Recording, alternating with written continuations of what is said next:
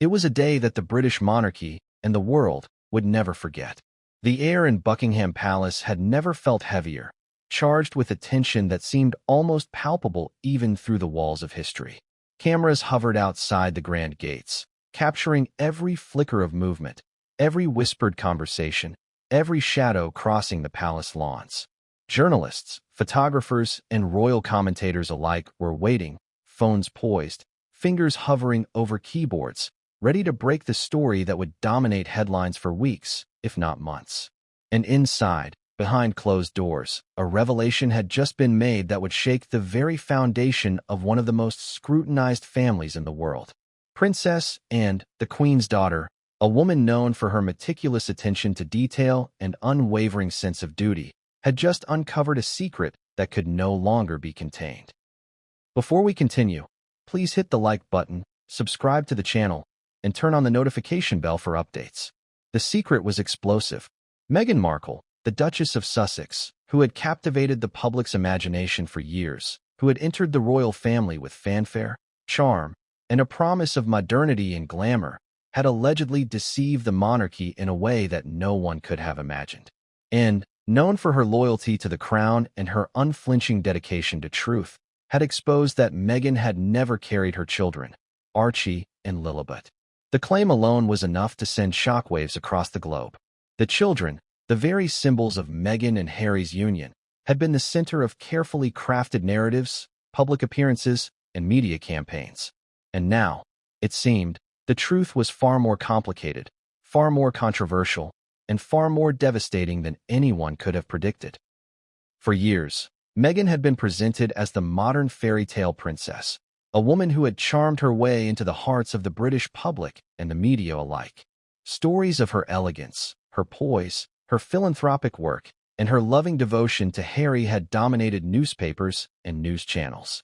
From the meticulously curated public appearances to the glossy magazine spreads, every detail of her life was scrutinized and celebrated. The births of Archie and Lilibet had been treated as royal milestones, moments of joy and triumph for the family and the nation. Baby clothes, christening robes, and carefully staged photographs had been dissected and adored by fans around the world. Every detail had been documented, shared, and celebrated as proof of the new generation of royals carrying the monarchy into a modern era. Yet behind the glitz and glamour, a more sinister truth was slowly coming to light. Princess Anne, in her quiet and relentless way, had begun to notice inconsistencies. Official statements, birth announcements, and even casual remarks made by Meghan herself seemed to contradict medical records, hospital protocols, and timelines that simply did not add up. At first, these anomalies might have seemed trivial, perhaps the result of innocent miscommunication or media embellishment. But Anne's instinct, honed over decades of navigating palace life, told her that there was something deeper, something more deliberate at play. She began to investigate, quietly at first, speaking with trusted aides, consulting private records, and following a trail that would eventually lead her to a shocking conclusion. Meghan had allegedly never carried either of her children. The discovery was more than just a personal betrayal. It was a matter of royal integrity, of lineage, and of public trust. The monarchy, despite its centuries of tradition and protocol, is not immune to deception. Every member of the family is a living symbol, a representation of continuity, history, and stability. Any crack in that image has consequences that ripple far beyond the palace walls. And, fully aware of the stakes, recognized that this revelation could not be ignored, could not be swept under the rug. She faced a moral and emotional dilemma: confront Meghan and risk the scandal going public, or protect the family's image and allow the deception to continue. Her decision would alter the course of royal history. As Anne prepared to confront Meghan, the atmosphere within the palace grew tense. Staff whispered nervously in corridors, aides tiptoed around sensitive topics, and the press, sensing something monumental was about to unfold, intensified their surveillance. The public, oblivious to the intricate web of secrets, continued their fascination with the glamorous couple and their seemingly perfect children. Meghan's carefully constructed narrative was on the verge of collapse, and there was no turning back. Every step she had taken, every photograph, every statement, Every carefully orchestrated event was about to be scrutinized under a relentless spotlight.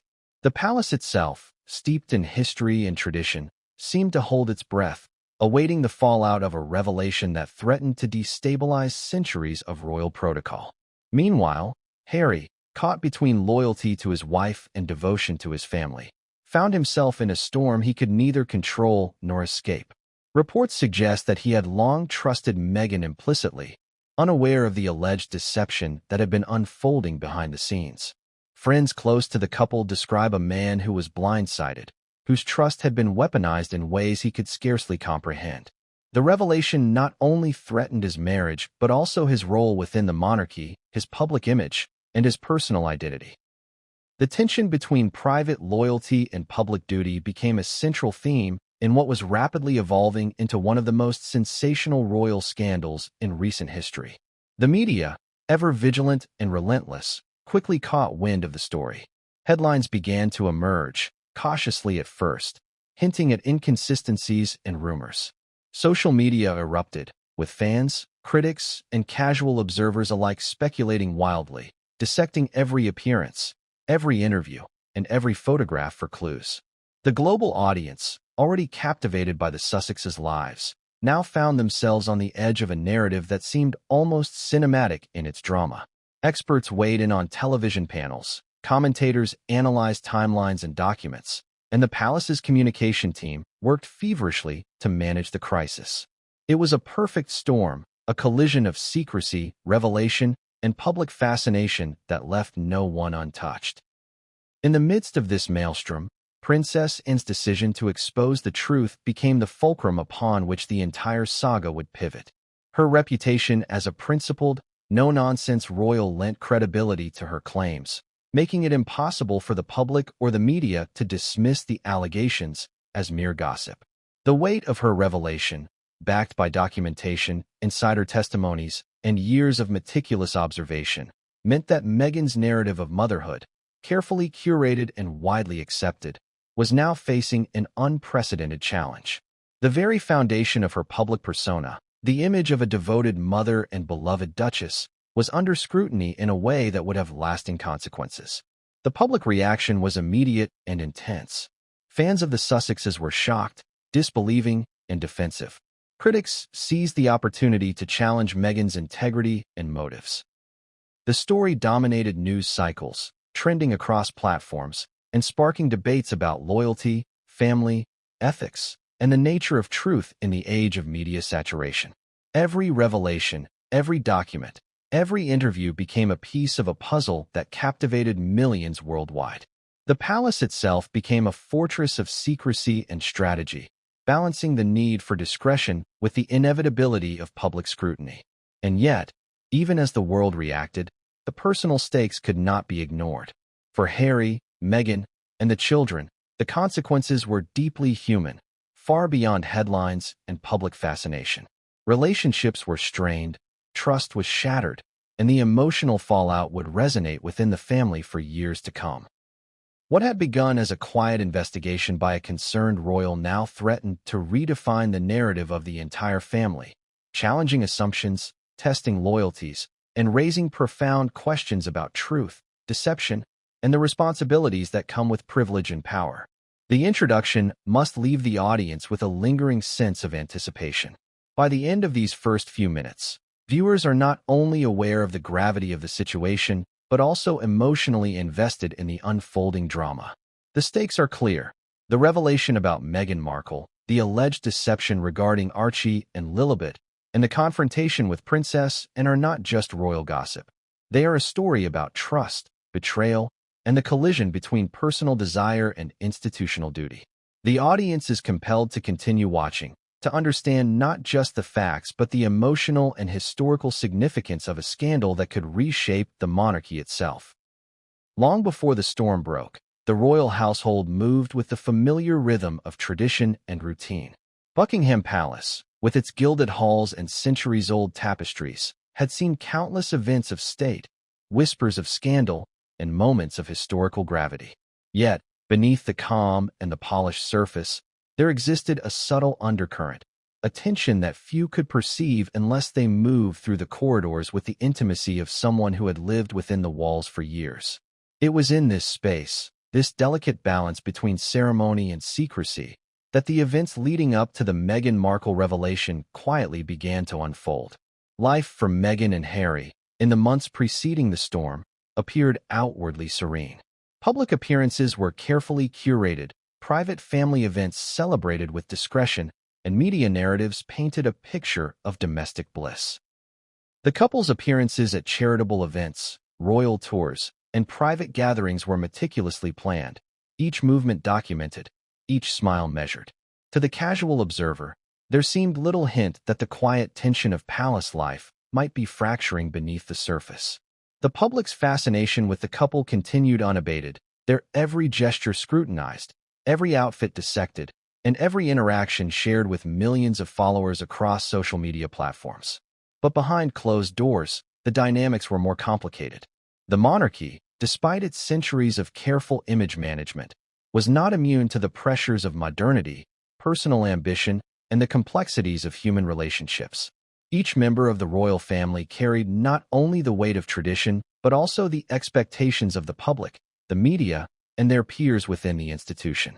Princess Anne, in particular, had observed the unfolding events with a keen and critical eye. Known for her pragmatism, her attention to detail, and her unflinching honesty, and had long maintained a subtle vigilance over family affairs. She was aware that appearances could be deceptive, that charm and media savvy often masked deeper realities, and that the integrity of the monarchy depended on a careful balance between discretion and transparency. For Meghan, the calm before the storm was both an opportunity and a challenge. She had navigated the intricate dance of royal life with a combination of poise and strategy, understanding the optics of public appearances, the nuances of protocol, and the importance of cultivating a favorable image. Yet, even the most carefully constructed narratives are susceptible to cracks, particularly when they intersect with human emotion, ambition, and the relentless scrutiny of those within the inner circle. Meghan's public persona, as a devoted wife and mother, was a critical element of her influence and her ability to navigate the complex terrain of royal life. Every photograph, every statement, every carefully orchestrated event served to reinforce this narrative, projecting an image of familial stability and maternal devotion. Harry, for his part, had become increasingly aware of the pressures and expectations surrounding his marriage and family life. As a royal, he was acutely conscious of the public's gaze, the media's influence, and the delicate balance required to maintain both personal happiness and institutional loyalty. Friends and aides recall a man who was simultaneously devoted, protective, and increasingly frustrated by the complexities of palace life. He had moved into a position of heightened responsibility, navigating not only his own role within the monarchy, but also the well-being of his family. Yet, even he could not have anticipated the depth and scope of the revelations that were quietly taking shape.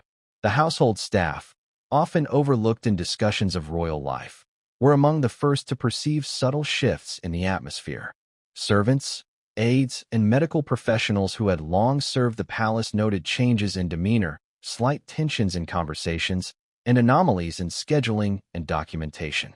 While many assumed these discrepancies were minor, the most observant among them sensed that something significant was afoot. In hindsight, these were the early warning signs of a disruption that would ripple through the family, the institution, and the world at large.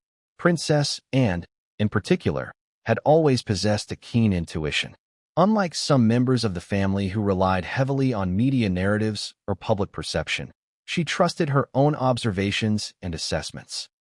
Over time, she had begun to notice inconsistencies in statements regarding the births of Archie and Lilibet. Timelines did not align, medical protocols appeared bypassed, and certain official documents raised questions that could not be easily explained. Where others saw convenience or coincidence, and saw patterns that suggested deliberate deception. Her experience within the palace, spanning decades of engagement with both ceremonial and administrative duties, allowed her to recognize anomalies that others might overlook or dismiss.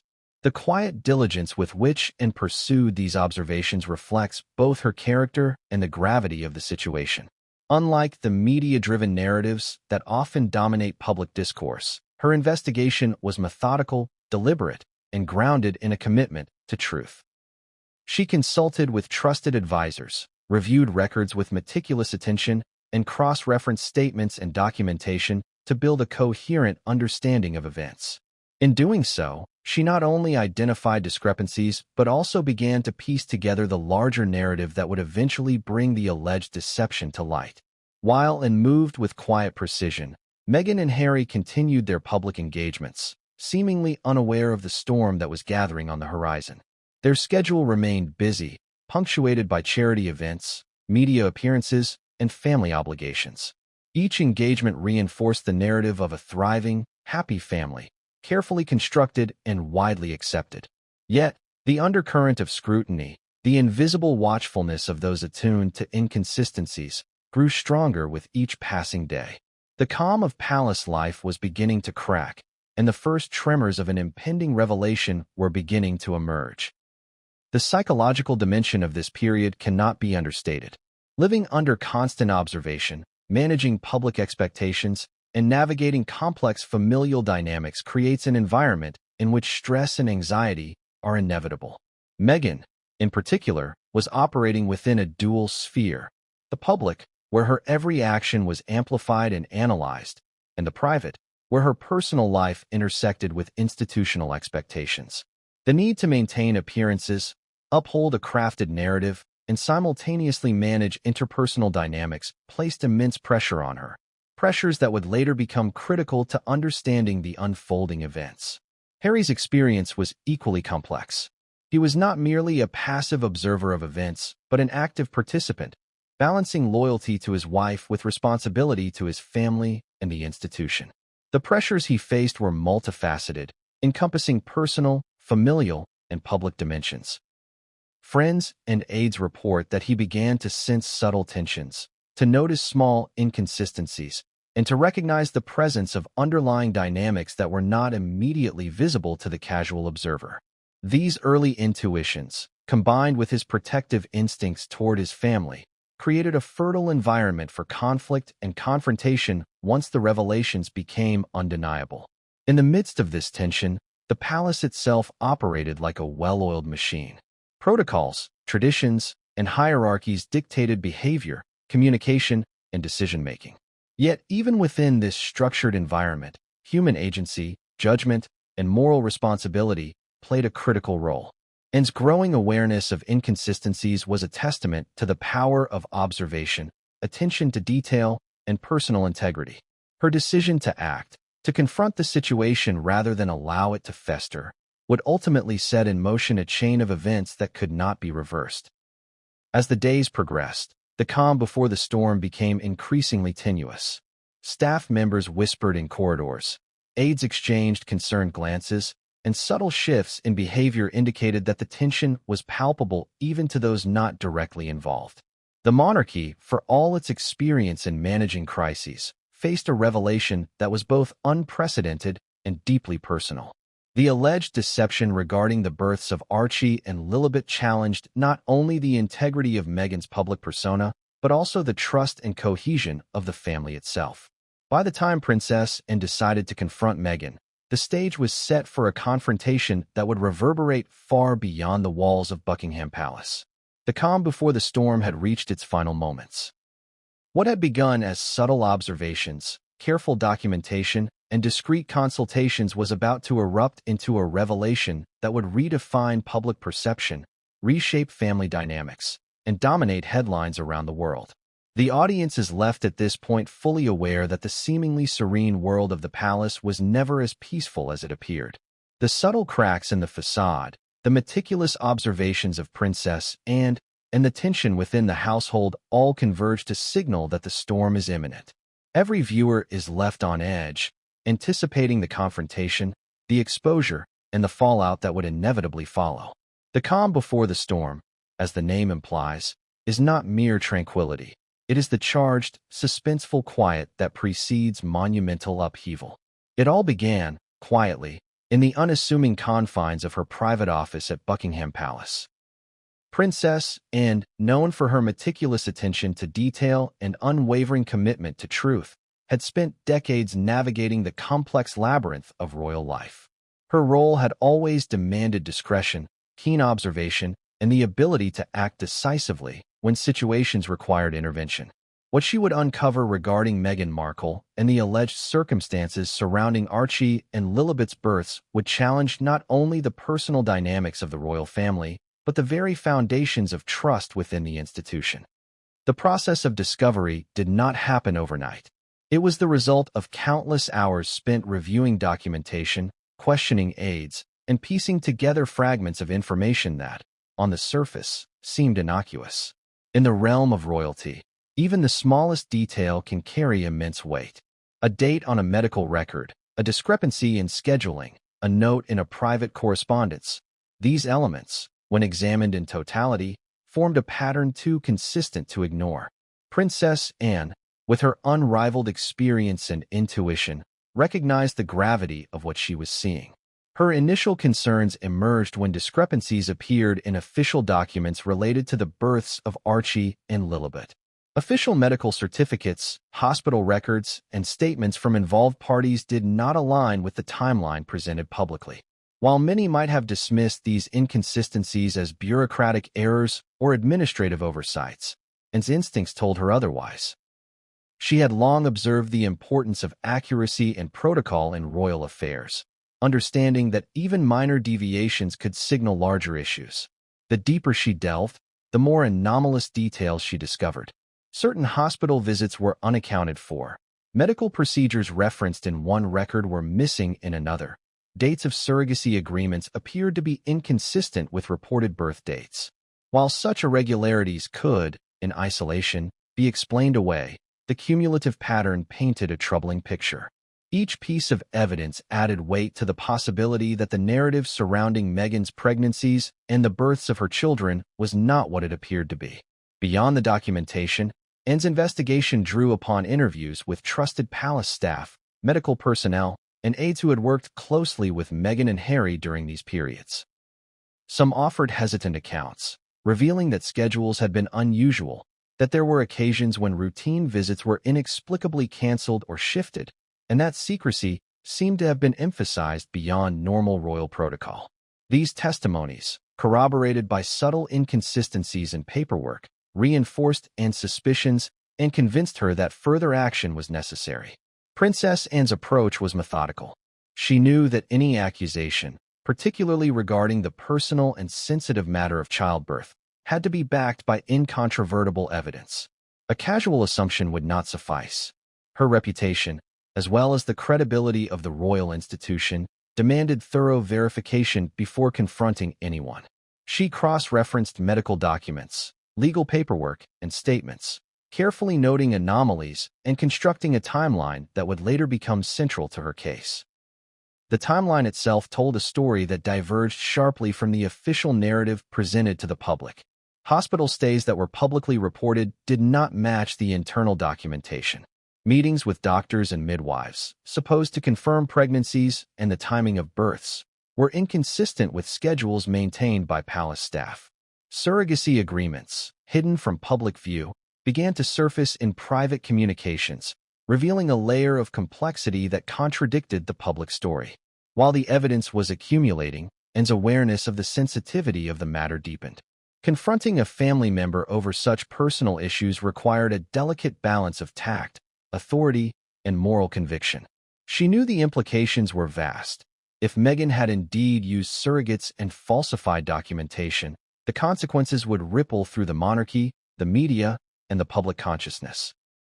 The truth had to be handled in a way that maintained the dignity of the family while also upholding the integrity of the institution. Princess Anne did not act impulsively. Her next step involved confidential consultations with legal advisors and medical experts who could authenticate records and provide clarity regarding the discrepancies she had uncovered. Experts confirmed what the timeline and documentation suggested. There were indeed significant inconsistencies between the officially reported events and the verified medical records.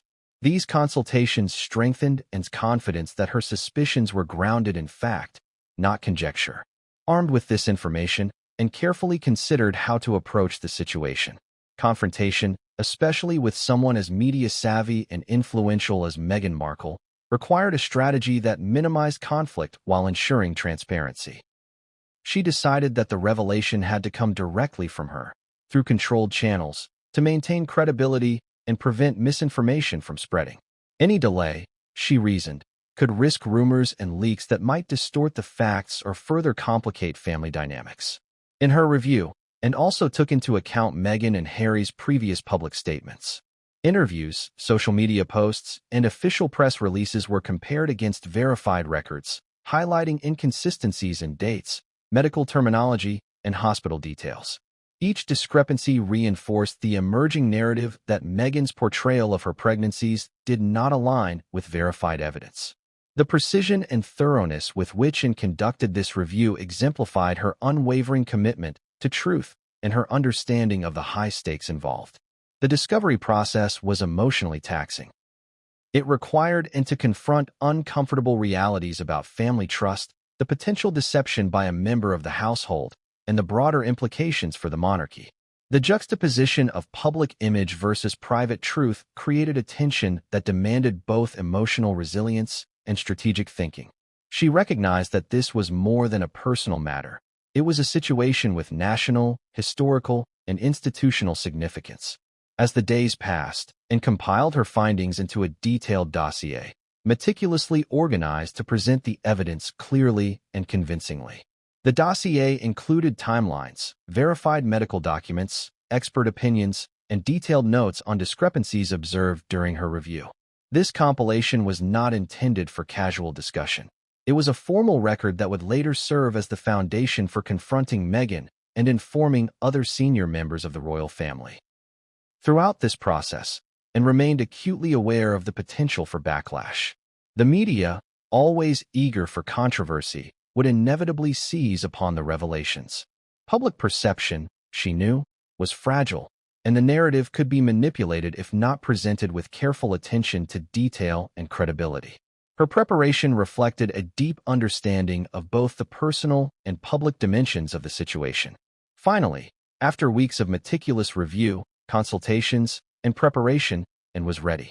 She understood that the confrontation would not be easy. Meghan, a figure accustomed to public attention and media influence, would likely respond with defensiveness, denial, or counterclaims. But Anne's dedication to truth, reinforced by verified documentation and expert testimony, provided her with the confidence to proceed. The moment of discovery, therefore, was not a sudden epiphany but the culmination of a prolonged, deliberate process. Each inconsistency, each verified discrepancy, and each corroborated account contributed to a growing certainty. The narrative surrounding Archie and Lilibet's births was not accurate. Surrogacy agreements had been used, medical documentation had been manipulated or concealed, and the official story presented to the public had been carefully crafted to maintain appearances. What made this discovery particularly profound was not simply the factual revelations, but the emotional and symbolic weight of the matter. The monarchy relies on trust, transparency, and adherence to protocol. Any breach, especially involving matters as deeply personal as childbirth and family lineage, strikes at the heart of the institution's credibility. Anne's findings, therefore, were not merely personal observations. They were a revelation with the potential to reshape the perception of the royal family in the eyes of the world. By the end of this exhaustive investigation, Anne had achieved clarity. The pattern of discrepancies, verified by multiple independent sources and carefully documented, provided incontrovertible evidence. The stage was now set for the confrontation that would ultimately expose Meghan Markle's alleged deception, a confrontation that would alter the dynamics of the royal family and captivate global attention. Anne's discovery was a testament to her diligence, insight, and commitment to duty. It exemplified the intersection of personal responsibility and institutional stewardship. In uncovering the truth about Archie and Lilibet, she was not simply revealing discrepancies in paperwork or questioning decisions made in private. She was safeguarding the integrity of the monarchy and ensuring that the foundation of trust upon which the institution depended remained intact. The ramifications of her discovery were profound. Beyond the immediate family, the revelation had the potential to ripple through public perception, media coverage, and political discourse. Anne's meticulous approach ensured that when the truth emerged, it would be supported by facts, timelines, and credible testimony, leaving little room for denial or obfuscation. As the world remained unaware of the coming storm, Princess Anne had quietly completed the work that would serve as the catalyst for one of the most dramatic revelations in modern royal history. The calm of Buckingham Palace had been shattered, not by rumor or speculation, but by painstaking research, methodical investigation, and an unwavering commitment to uncovering the truth. The next steps, inevitable and irreversible, would set the stage for Meghan Markle's confrontation with reality. A confrontation that would not only expose her alleged deception, but also redefine her position within the royal family forever. The day of the confrontation arrived with a quiet intensity that belied the gravity of what was about to unfold. Princess Anne, ever composed yet resolute, had spent weeks preparing for this moment, understanding that it was not merely a private family discussion, but a turning point that could redefine the dynamics of the royal household. Meghan Markle, meanwhile, remained unaware of the depth of Anne's investigation and the evidence that had been meticulously compiled. The setting for the confrontation was carefully chosen, and opted for a private room within Kensington Palace, one that offered discretion yet carried the weight of authority. The room itself was unassuming, its rich wood paneling and soft lighting providing a sense of solemnity and gravity. There would be no cameras, no public spectacle. This was a matter of truth and accountability, not media theater. Anne's aides had discreetly arranged for the necessary documentation to be on hand, allowing her to reference evidence without appearing confrontational or accusatory. As Meghan entered, her usual poise and composure were immediately noticeable. She had grown accustomed to navigating high-pressure situations, using charm, eloquence, and media influence to shape narratives to her advantage. But Anne, experienced and unflinching, recognized the subtleties in Meghan's demeanor, the tension in her shoulders, the careful modulation of her voice, the faint flicker of uncertainty in her eyes. These were the signs of someone suddenly confronted with a reality that could not be controlled, and began the conversation with measured calm, establishing the tone and framework for what was to follow. She spoke directly, clearly, and with an authority that left little room for evasion. She outlined her role as a custodian of truth and protocol within the royal family, emphasizing that the discussion was not born of personal animosity, but of duty. She reminded Meghan of the responsibilities inherent to her position within the monarchy, framing the conversation within the context of accountability and transparency. The initial exchange was cautious. Meghan listened, maintaining a composed exterior, but her responses were measured, carefully chosen. She asked questions, sought clarifications, and attempted to navigate the discussion with diplomacy. Yet Anne's preparation was thorough, and she guided the conversation with precision, methodically referencing discrepancies in documentation, inconsistencies in timelines, and the cumulative evidence that pointed to the use of surrogates. Each piece of evidence was presented calmly but firmly, and detailed the anomalies she had uncovered in medical records, the unexplained hospital visits, and the misaligned dates of alleged procedures. She highlighted inconsistencies in public statements, noting where official narratives diverged from verified documentation. Each revelation was delivered with clarity, leaving little room for argument or deflection. Meghan's reaction evolved as the conversation progressed. Initially composed, she began to show signs of discomfort. Small gestures, a tightening of the jaw, a shift in posture, a pause before responding, betrayed the growing awareness that the narrative she had presented to the public was being challenged with undeniable evidence. And, observing these cues, maintained a balance of firmness and discretion, ensuring that the confrontation remained professional and focused on factual truth rather than personal judgment. The pivotal moment came when Anne presented the surrogacy agreements. Legal documents, authenticated and verified, confirmed that Archie and Lilibet had been carried by surrogates, with timelines that did not align with Meghan's public statements. The evidence was irrefutable, comprehensive, and meticulously organized, and allowed the documents to speak for themselves, giving Meghan the opportunity to respond while maintaining the integrity of the facts. Meghan's response was measured but defensive. She questioned the interpretation of documents, the motivations behind Anne's investigation, and the necessity of disclosing such sensitive information. Yet Anne's preparation, backed by corroborated evidence and expert verification, left little room for dispute. The conversation shifted from debate to acknowledgement, as Meghan could no longer plausibly deny the facts laid before her. Throughout the confrontation, Anne employed a combination of strategic patience and moral authority. She allowed Meghan moments to respond, to reflect, and to absorb the gravity of the situation. Yet at every turn, Anne guided the discussion back to the central issue: the discrepancy between public narrative and verified fact, and the implications of that discrepancy for the royal family, the institution, and public trust. The discussion also touched on the broader consequences of deception and emphasized the potential ramifications for public perception, the erosion of trust within the monarchy, and the impact on family relationships. She spoke not only of procedural protocol, but of ethical responsibility, framing the issue in terms of duty to truth and integrity. Meghan, confronted with the reality of these implications, began to grasp the magnitude of what was at stake. The confrontation was not without tension. At times, the dialogue grew heated, as Meghan attempted to assert control over the narrative and challenge the framing of evidence. And, experienced in managing conflict, remained composed, redirecting the conversation toward verifiable facts and the necessity of accountability. This balance of firmness and restraint exemplified her ability to handle delicate family crises with both authority and discretion. As the discussion neared its conclusion, the weight of the evidence and the clarity of Anne's presentation left Meghan with limited options. She could no longer rely on public perception or media influence to control the narrative. The facts were undeniable, verified, and methodically documented. The confrontation marked a turning point, as Meghan confronted the reality of her alleged actions and the consequences they carried for her status within the royal family, and concluded the conversation by outlining the next steps.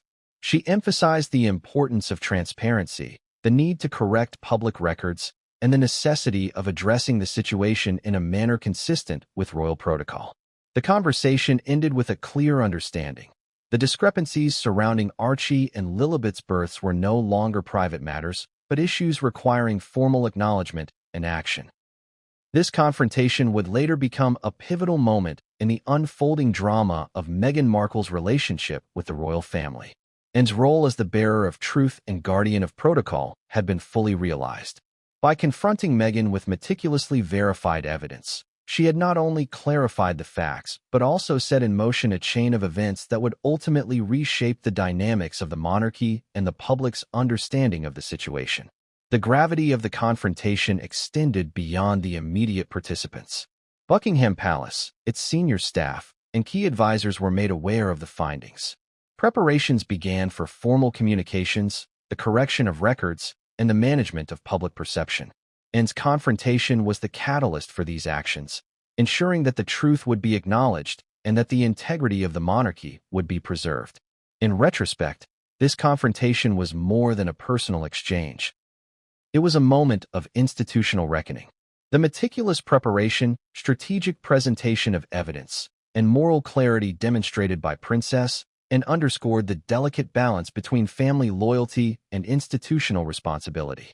Meghan Markle's alleged deception, exposed through this confrontation, had far-reaching implications, affecting not only her personal standing but the credibility and reputation of the royal family as a whole. By the end of this pivotal meeting, the outcome was clear. The truth about Archie and Lilibet's births had been laid bare, and Meghan Markle faced the reality of the consequences. The confrontation marked the beginning of a public and private reckoning that would redefine her position within the royal family, setting the stage for subsequent events that would capture global attention. Princess Anne, steadfast and unwavering, had fulfilled her role as guardian of truth. The confrontation had been difficult, emotionally charged, and fraught with tension, yet it was necessary. Through careful preparation, meticulous evidence gathering, and a strategic approach, she had ensured that the facts could not be disputed and that the integrity of the monarchy remained protected. The reverberations of this moment would be felt for years to come, shaping narratives, influencing public perception, and altering the course of royal history. The revelation that Meghan Markle had allegedly used surrogates for Archie and Lilibet sent shockwaves through the royal family and the broader public alike. Once the confrontation with Princess Anne concluded, the immediate priority was to assess the ramifications, both within the palace walls and across the global stage. The fallout was swift, intense, and far-reaching, setting off a cascade of decisions and reactions that would forever alter Meghan's standing within the royal household. The palace moved quickly to contain the situation. Senior advisors convened emergency meetings to determine how best to address the scandal.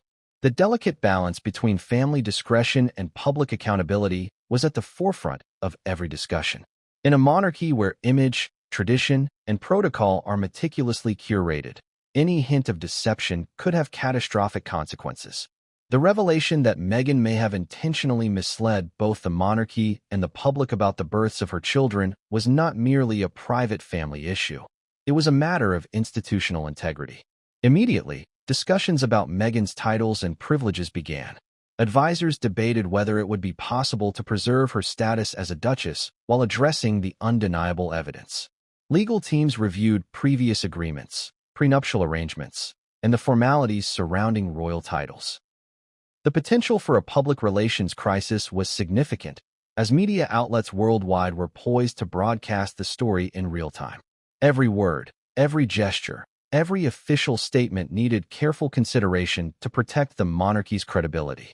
Within the family, reactions were varied but intense. Prince William reportedly expressed profound disappointment and frustration. The bond between the brothers, already strained by prior disputes and media scrutiny, experienced a new level of tension. William's focus was not just on personal betrayal, but on the broader implications for the family's reputation.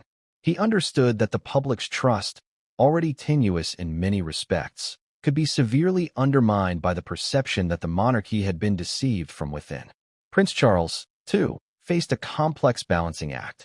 On one hand, he was the head of the family, responsible for upholding traditions and safeguarding the monarchy's legacy. On the other hand, the situation involved highly sensitive family dynamics, personal relationships, and the potential for legal complications. Reports suggest that Charles convened a series of private consultations with senior advisors and legal experts to determine the appropriate course of action.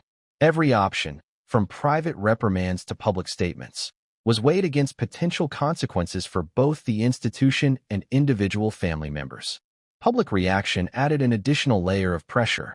News outlets, social media platforms, and public forums erupted with speculation, outrage, and analysis. Headlines questioned the integrity of Meghan Markle, the transparency of the royal family, and the veracity of previous public statements regarding Archie and Lilibet.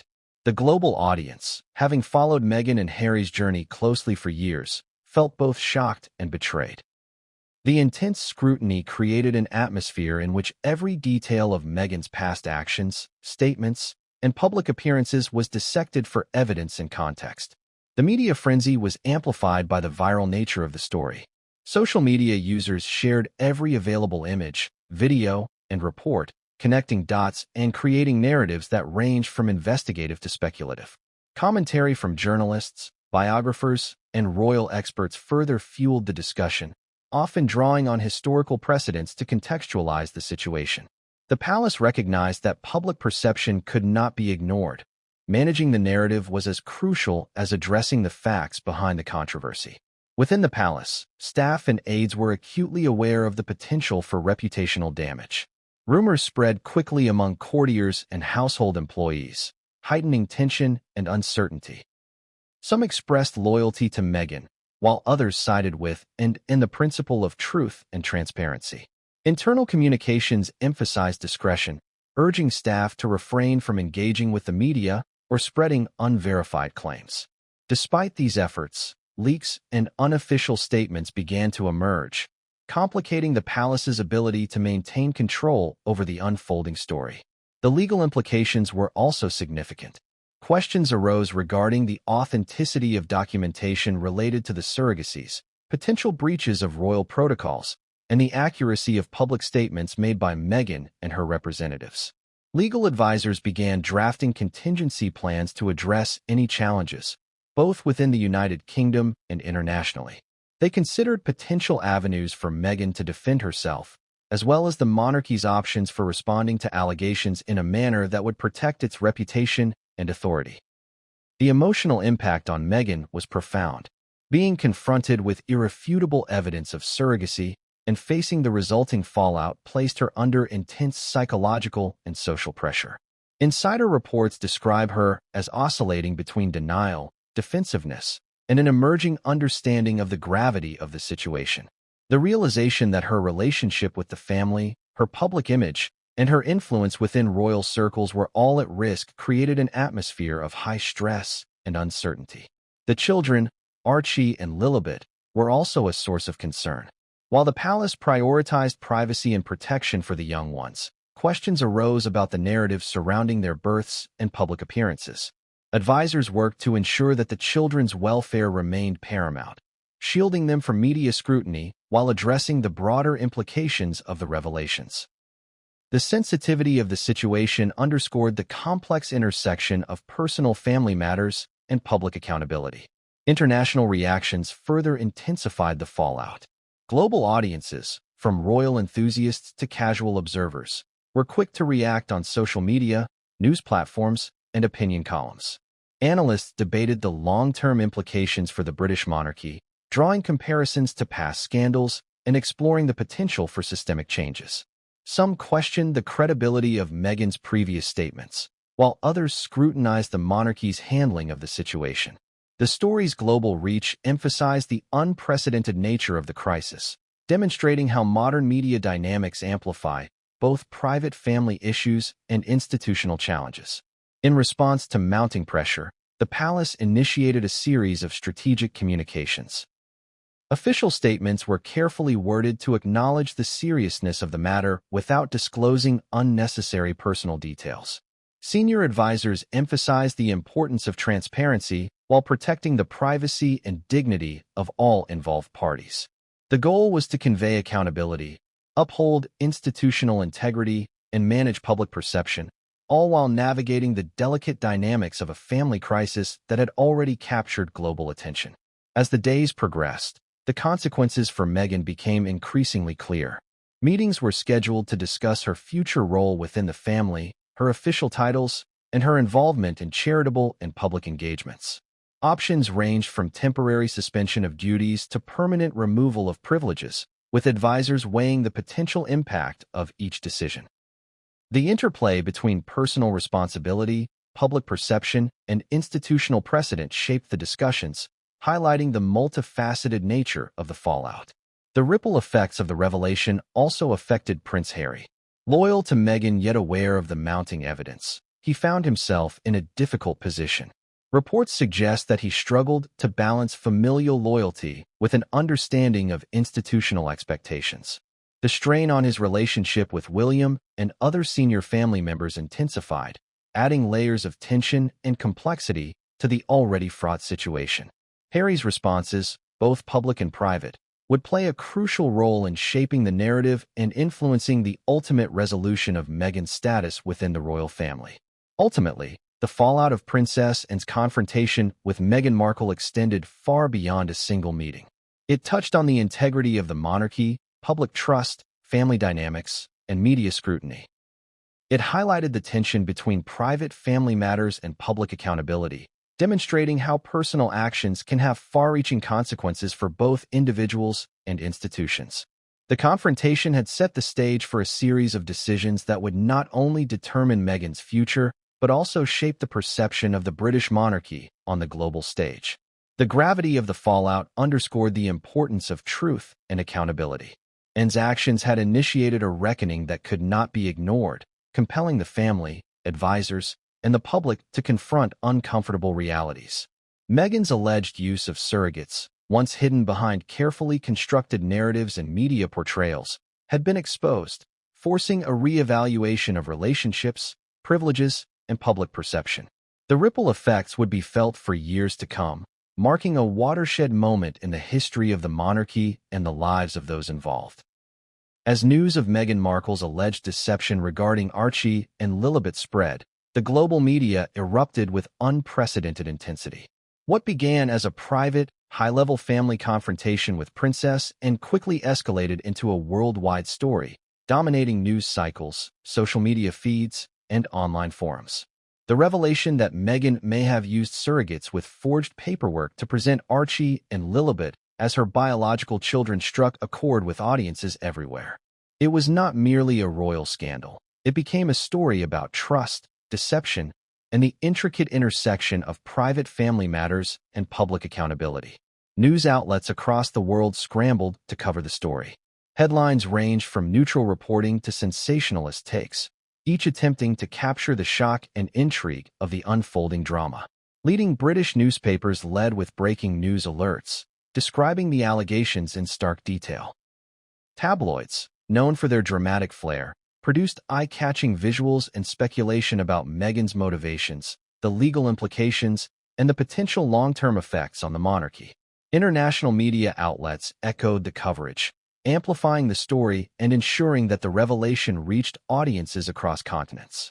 Social media platforms became hotbeds of discussion. Within hours of the story breaking, Twitter, Instagram, TikTok, and Facebook were flooded with commentary, hashtags, and viral content. Users debated Meghan's credibility, speculated about the circumstances surrounding the surrogacies, and discussed the monarchy's response. Clips from previous interviews, public appearances, and speeches were shared widely, dissected for possible clues or inconsistencies. Memes and commentary proliferated, reflecting a mixture of outrage, humor, disbelief, and fascination.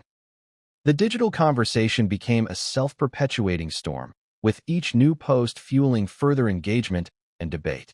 Public opinion was polarized. Some defended Meghan, arguing that her personal choices regarding family planning were private matters and should not be subjected to public judgment. Advocates in this camp suggested that the focus on surrogacy and documentation ignored broader issues of agency, bodily autonomy, and media intrusion into the lives of high-profile individuals. They stressed that Meghan's status as a duchess did not negate her right to make personal reproductive decisions and argued that the monarchy had an obligation to protect her privacy. Others were less sympathetic.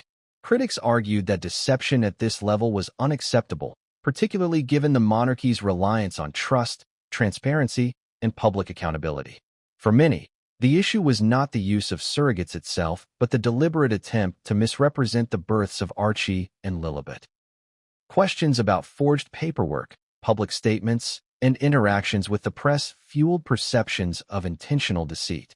Analysts highlighted the potential ramifications for the monarchy's credibility, suggesting that if the public believed the royal family had been misled, the institution's reputation could suffer lasting damage.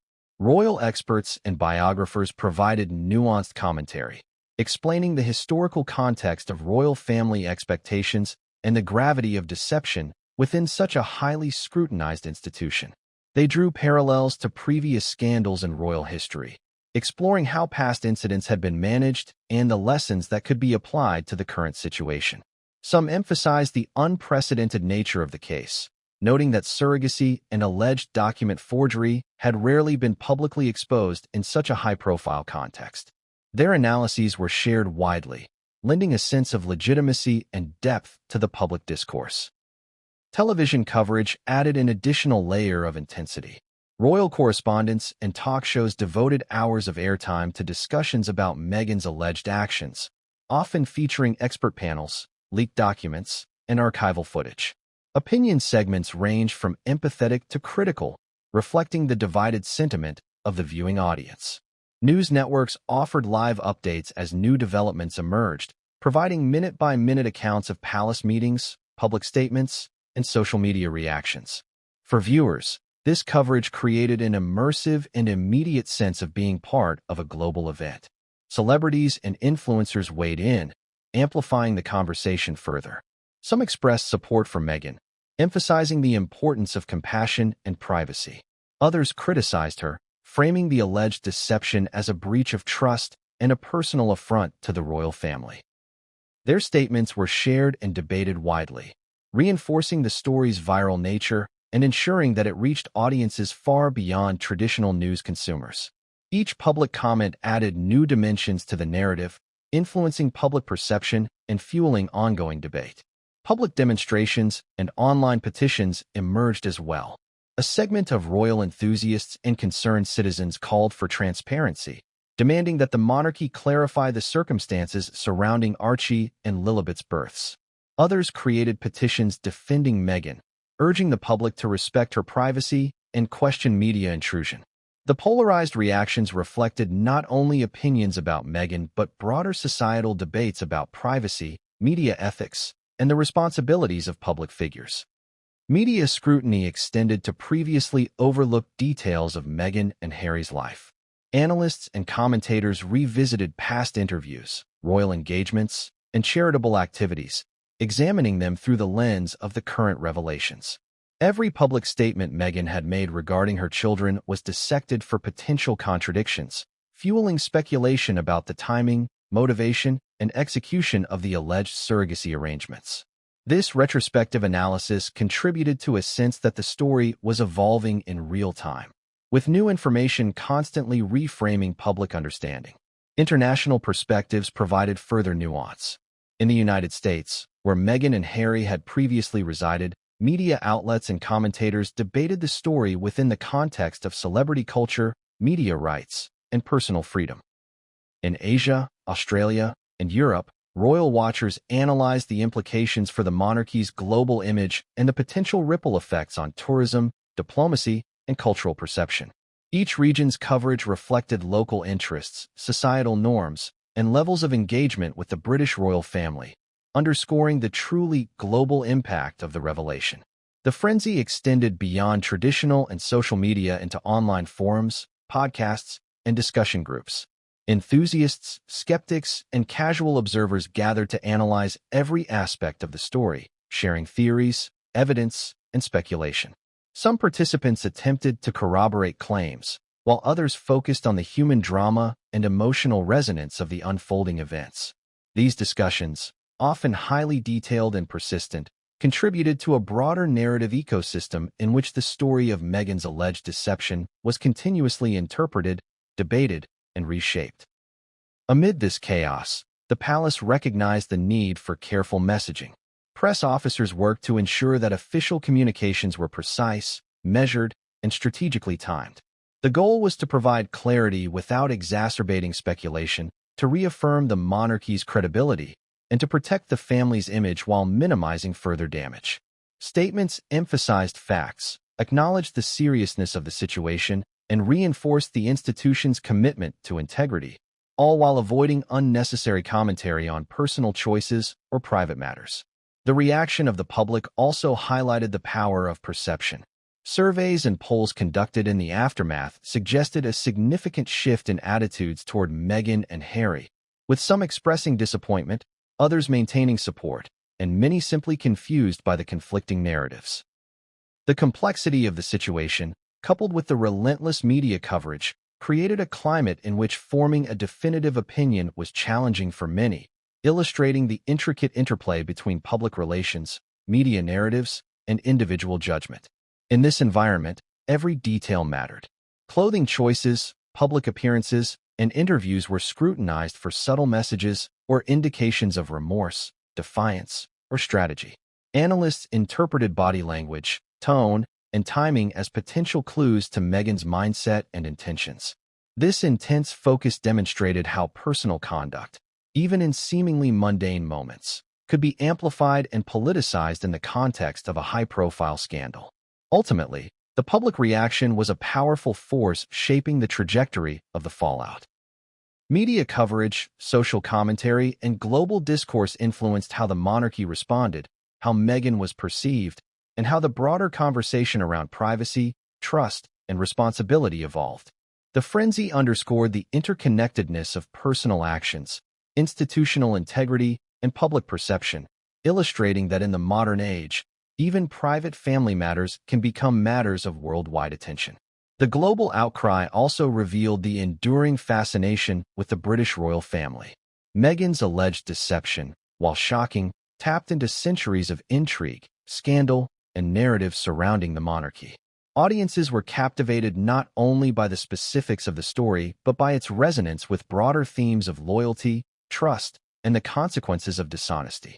This fascination fueled continued engagement, ensuring that the story remained a central focus of media attention and public discussion for weeks, months, and potentially years to come. The moment Princess Anne's revelations regarding Meghan Markle's alleged deception about Archie and Lilibet reached the broader royal circle, the atmosphere inside the palace shifted dramatically. What might have initially been treated as a delicate private family matter quickly escalated into a crisis demanding immediate attention. Behind the closed doors of Buckingham Palace, Sandringham, and Windsor Castle, senior members of the royal family convened emergency meetings to assess the situation, deliberate on potential responses, and craft a strategy that could mitigate reputational damage while asserting the integrity of the institution. Queen Elizabeth, having built a lifetime navigating crises both public and private, immediately recognized the gravity of the allegations. Her advisors briefed her in detail, presenting timelines, documentation, and potential implications for the monarchy's credibility. Every facet of the situation had to be evaluated. The legal ramifications of forged paperwork, the public relations impact, and the political implications both domestically and internationally. In these private deliberations, the Queen was reportedly insistent on a careful approach, one that balanced firmness with discretion, authority with empathy, and decisiveness with the recognition of the human element involved. King Charles, deeply invested in preserving the monarchy's reputation, participated actively in these discussions. As heir to the throne, and someone who had himself faced intense scrutiny throughout his life, he understood both the personal and institutional stakes. Advisors reportedly presented him with several options: issuing a public statement, allowing Princess Anne to handle communications, involving legal teams to investigate paperwork irregularities, or attempting private reconciliation with Meghan and Harry. Each choice carried potential benefits and risks. A public statement risked inflaming media speculation, while a private approach might be criticized as insufficient transparency. Every decision had to be carefully weighed against the backdrop of public perception, historical precedent, and the fragile balance of familial relations. Prince William, whose protective instincts toward the monarchy were well known, was deeply involved as well. Sources indicated that he was particularly concerned about the perception of institutional betrayal. If it became known that the royal family had been misled regarding the births of Archie and Lilibet, public trust could erode. He reportedly advocated for a transparent and decisive response, emphasizing the need for evidence-based action and the importance of reaffirming the monarchy's commitment to truth and accountability. William's position reflected both his loyalty to the institution and a keen understanding of public sentiment. In modern society, where information spreads rapidly and narratives solidify quickly, indecision could be more damaging than any specific revelation. Internal deliberations also involved legal advisors and policy experts. They reviewed the alleged surrogacy arrangements, the authenticity of related documentation, and potential legal consequences for both Meghan and the monarchy. Questions arose regarding the enforceability of royal titles, the validity of statements provided to media outlets, and the implications for inheritance, succession, and official recognition of royal children. These discussions were far from theoretical. Any misstep could provide grounds for litigation or further public scrutiny. The palace legal team was reportedly tasked with meticulously examining every document, cross-referencing birth certificates, and consulting with external experts in family law and international surrogacy regulations. Communication strategy formed another critical pillar of the response. Advisors stressed that any statement, whether public or private, needed to convey authority, clarity, and empathy simultaneously. The palace had to navigate a fine line, asserting the truth of the allegations without appearing vindictive, defending institutional integrity without compromising personal relationships, and addressing public concern without inflaming further controversy. Various drafts of potential statements were circulated, tested for tone, content, and potential backlash. Language was scrutinized meticulously. Even a single phrase could become headline news, viral on social media, and subject to intense debate in international media outlets. Princess Anne herself played a crucial role behind the scenes. Known for her forthrightness and dedication to duty, she reportedly advocated for a careful, principled approach that prioritized the truth while maintaining familial respect. Anne's position was delicate. She had uncovered a matter of profound significance, yet she also had to consider the potential consequences for family dynamics, public perception, and the monarchy's long-term reputation. Her influence in these deliberations was significant. Her credibility and reputation for directness lent weight to the arguments supporting decisive action. At the same time, other family members expressed concern about the personal and emotional toll of the crisis. Meghan and Harry's global media presence and previously cultivated public support complicated the equation. Any action perceived as punitive could provoke backlash, reigniting debates about press intrusion, institutional rigidity, and the treatment of women in high-profile positions. These concerns were particularly salient given the monarchy's efforts in recent years to modernize, embrace transparency, and connect with younger audiences. Advisors repeatedly warned that the family's actions would be interpreted not only in the United Kingdom but around the world, with potential consequences for tourism, international relations, and cultural perception. The deliberations also examined potential scenarios for resolution. Some advocated for a strictly legal approach, involving investigation of documentation and potential revocation of privileges if evidence supported the allegations. Others favored a more conciliatory approach, proposing private discussions with Meghan and Harry to reach an understanding and prevent further public exposure. A middle ground emerged, emphasizing verification of facts, measured communication, and strategic management of public perception. Internal briefings reportedly focused on contingency planning, outlining steps for multiple possible outcomes, including public acknowledgement of the surrogacy claims, confirmation of fraudulent documents, or negotiations to preserve the monarchy's dignity while minimizing conflict. Security and confidentiality were paramount throughout these deliberations. The palace implemented heightened protocols to ensure sensitive information did not leak prematurely. Trusted aides were briefed on the importance of discretion, and internal communication channels were monitored closely. Advisors emphasized that any breach could not only exacerbate public scrutiny, but also potentially jeopardize legal proceedings, private negotiations, and family relationships. The intensity of the situation highlighted the delicate balance between operational security and the practical need to coordinate multiple stakeholders and advisors across locations. The royal family's response also included coordination with key external stakeholders, including media outlets, legal experts, and government advisors.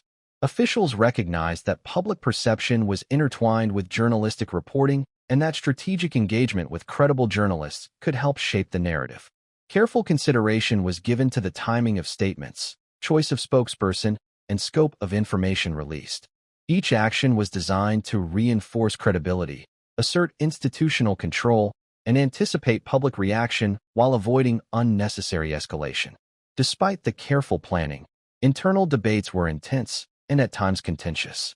Differing perspectives among senior royals, advisors, and legal experts revealed the complexity of managing a crisis of this magnitude. Some argued that a firm public stance was essential to demonstrate accountability, while others cautioned that overtly punitive measures could provoke media outrage and international criticism. Balancing personal emotions with institutional responsibility proved challenging, as the stakes were both deeply personal and historically significant.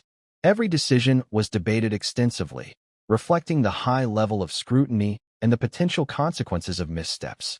Ultimately, the royal family's response reflected a careful orchestration of deliberation, verification, and strategic decision-making.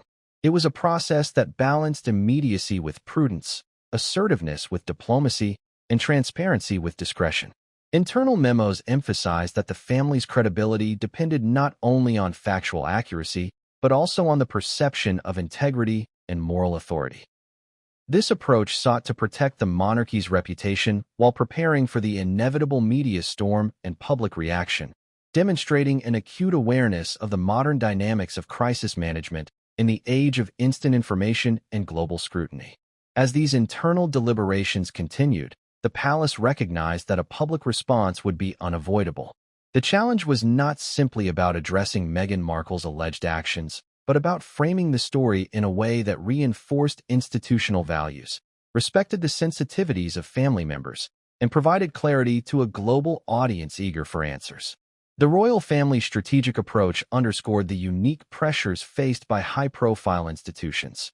Every action, word, and gesture carries outsized significance, influencing not only the immediate situation, but also historical legacy and future perception. In the coming days, the palace would move to formalize its response, integrating legal findings, verified documentation, and carefully considered messaging. The ultimate goal was to navigate the crisis with authority, preserve public trust, and maintain internal cohesion, while signaling to Meghan Markle, Harry, and the broader world that the monarchy upheld principles of honesty, accountability, and tradition. The combination of meticulous planning, strategic foresight, and familial deliberation illustrated the gravity of the situation, revealing the intricate mechanisms behind one of the most consequential royal family crises in recent memory. As the revelations from Princess and regarding Meghan Markle's alleged surrogacy arrangements and forged documentation began to circulate within royal circles, attention inevitably turned to how Meghan herself would respond. Unlike previous controversies, this situation was different in scale and potential impact. The accusations were not merely about interpersonal conflict or media perception. They questioned the very authenticity of her role within the royal family, the legitimacy of her children's births, and the integrity of the documents she had allegedly presented to the monarchy. Every move Meghan made from this point forward would be scrutinized by the public, the press, and legal authorities. Reports indicate that Meghan, upon learning of Princess Anne's disclosure, initially withdrew from public appearances. Sources close to her suggested she spent days in private consultation with her legal team, her communications advisors, and close confidants in both the United States and the United Kingdom. Her legal counsel reportedly advised caution. Any immediate public response could inadvertently confirm certain allegations or provide evidence for potential legal action. Instead, Meghan's team suggested a measured strategy, emphasizing both the importance of maintaining her public image and protecting her personal and familial interests. Internally, Meghan was reportedly grappling with a mixture of emotions. Anger, fear, and disbelief were evident as she confronted the reality that her private actions, once assumed to be secure, had been exposed by a senior member of the royal family. Sources suggested that she felt blindsided by Anne's decision to reveal sensitive information, believing that family loyalty would protect her from immediate public scrutiny. This perception, however, quickly collided with the reality of modern media dynamics, where leaks and viral dissemination of information could escalate a private family matter into an international spectacle within hours. One of Meghan's first strategic considerations was how to manage the narrative in the media. Unlike past controversies, where she could rely on sympathetic coverage or controlled interviews, this particular issue struck at the core of her perceived honesty and authenticity. Legal experts reportedly recommended that she refrain from making statements that could be interpreted as admissions of wrongdoing. At the same time, communications advisors suggested that a proactive approach could help mitigate reputational damage, framing her actions in a context that could elicit empathy rather than condemnation. Balancing these considerations became a central focus of Meghan's immediate strategy. In addition to media management, Meghan's private moves were equally calculated. She was reportedly in constant communication with Harry, who was advised to coordinate their responses to avoid conflicting statements. The couple's team developed a multi-pronged approach. One aspect focused on legal readiness, ensuring all documentation and potential defenses were prepared in case of formal investigations. Another concentrated on crafting a public statement that could reinforce her narrative and maintain audience engagement. A third aimed to manage family relationships, attempting to smooth tensions with other senior royals to prevent further escalation. Each layer of strategy reflected an understanding that the stakes were unprecedented in her tenure as a member of the royal family. A crucial component of Meghan's response involved leveraging her international platform. Advisors suggested using controlled media outlets and strategic interviews to tell her side of the story while maintaining ambiguity on sensitive legal matters. The goal was to assert influence over the narrative without crossing legal boundaries. Insider reports indicated that discussions included planning a coordinated rollout of statements and appearances to maximize impact, highlighting personal challenges and emphasizing her role as a mother and public figure while subtly countering accusations regarding Archie and Lilibet's births. Behind closed doors, Meghan reportedly focused on damage control regarding her children. Sources suggested she was deeply concerned about how public perception might affect Archie and Lilibet, particularly in relation to schooling, social exposure, and their overall well-being. Advisors emphasized protective measures, including restricting media access to the children, carefully managing social media posts, and preparing private statements that reinforced the idea of family unity despite public controversy. Meghan's instinct to shield her children reflected a dual concern, both for their immediate safety and for the long-term public perception of her as a devoted mother. The legal dimension of Meghan's response was equally intense. Counsel examined potential avenues for defending against claims of forgery, surrogacy misrepresentation, and related allegations. Legal teams reportedly consulted international family law experts to assess the validity of documents, the implications of surrogacy contracts, and potential jurisdictional challenges. Every piece of evidence that might be scrutinized by media or court proceedings was carefully cataloged and reviewed. This preparation highlighted the intersection of public relations and law in high-profile disputes, where every statement and document could have multiple layers of consequence. Strategically, Meghan also considered the possibility of shifting attention from the specific allegations to broader themes, such as media intrusion, public judgment, and challenges faced by modern women balancing family and professional responsibilities. Communications experts argued that reframing the narrative in this way could elicit sympathy and highlight perceived systemic biases, potentially softening public scrutiny and creating a more favorable context for her response. The goal was to construct a narrative that would resonate with global audiences, particularly in regions where her prior media presence and advocacy work had generated goodwill. Sources indicate that Meghan's team also prepared contingency plans for potential escalation. Scenarios included immediate rebuttals from royal spokespersons, leaks of private correspondence, and legal challenges initiated by the monarchy. Each possibility was carefully modeled, with pre-drafted statements, social media strategies, and public engagement plans ready for activation.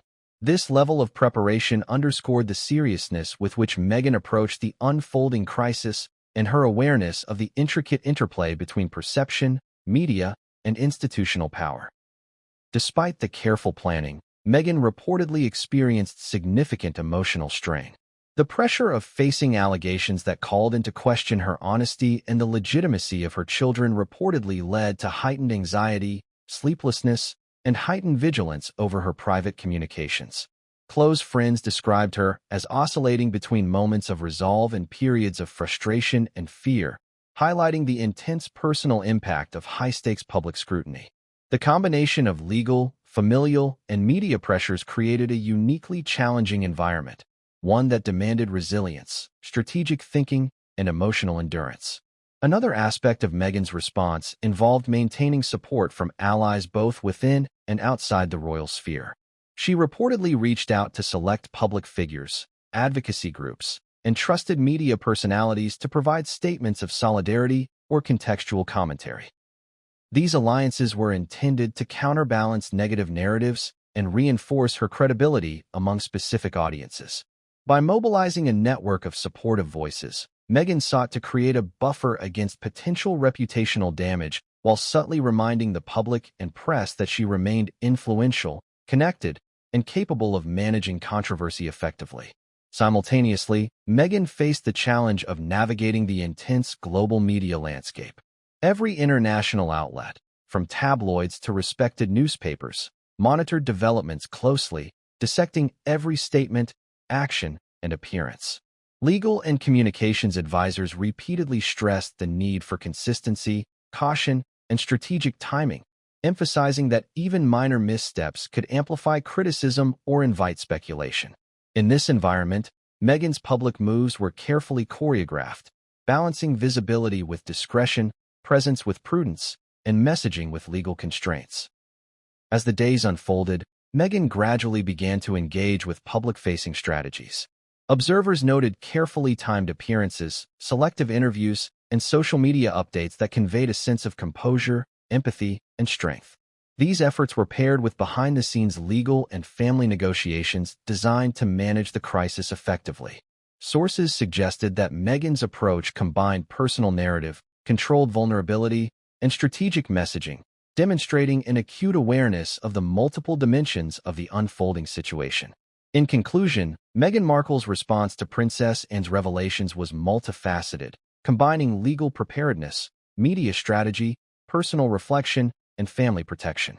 Every action was calculated to protect her children, defend her public image, and preserve relationships within a complex family and institutional framework.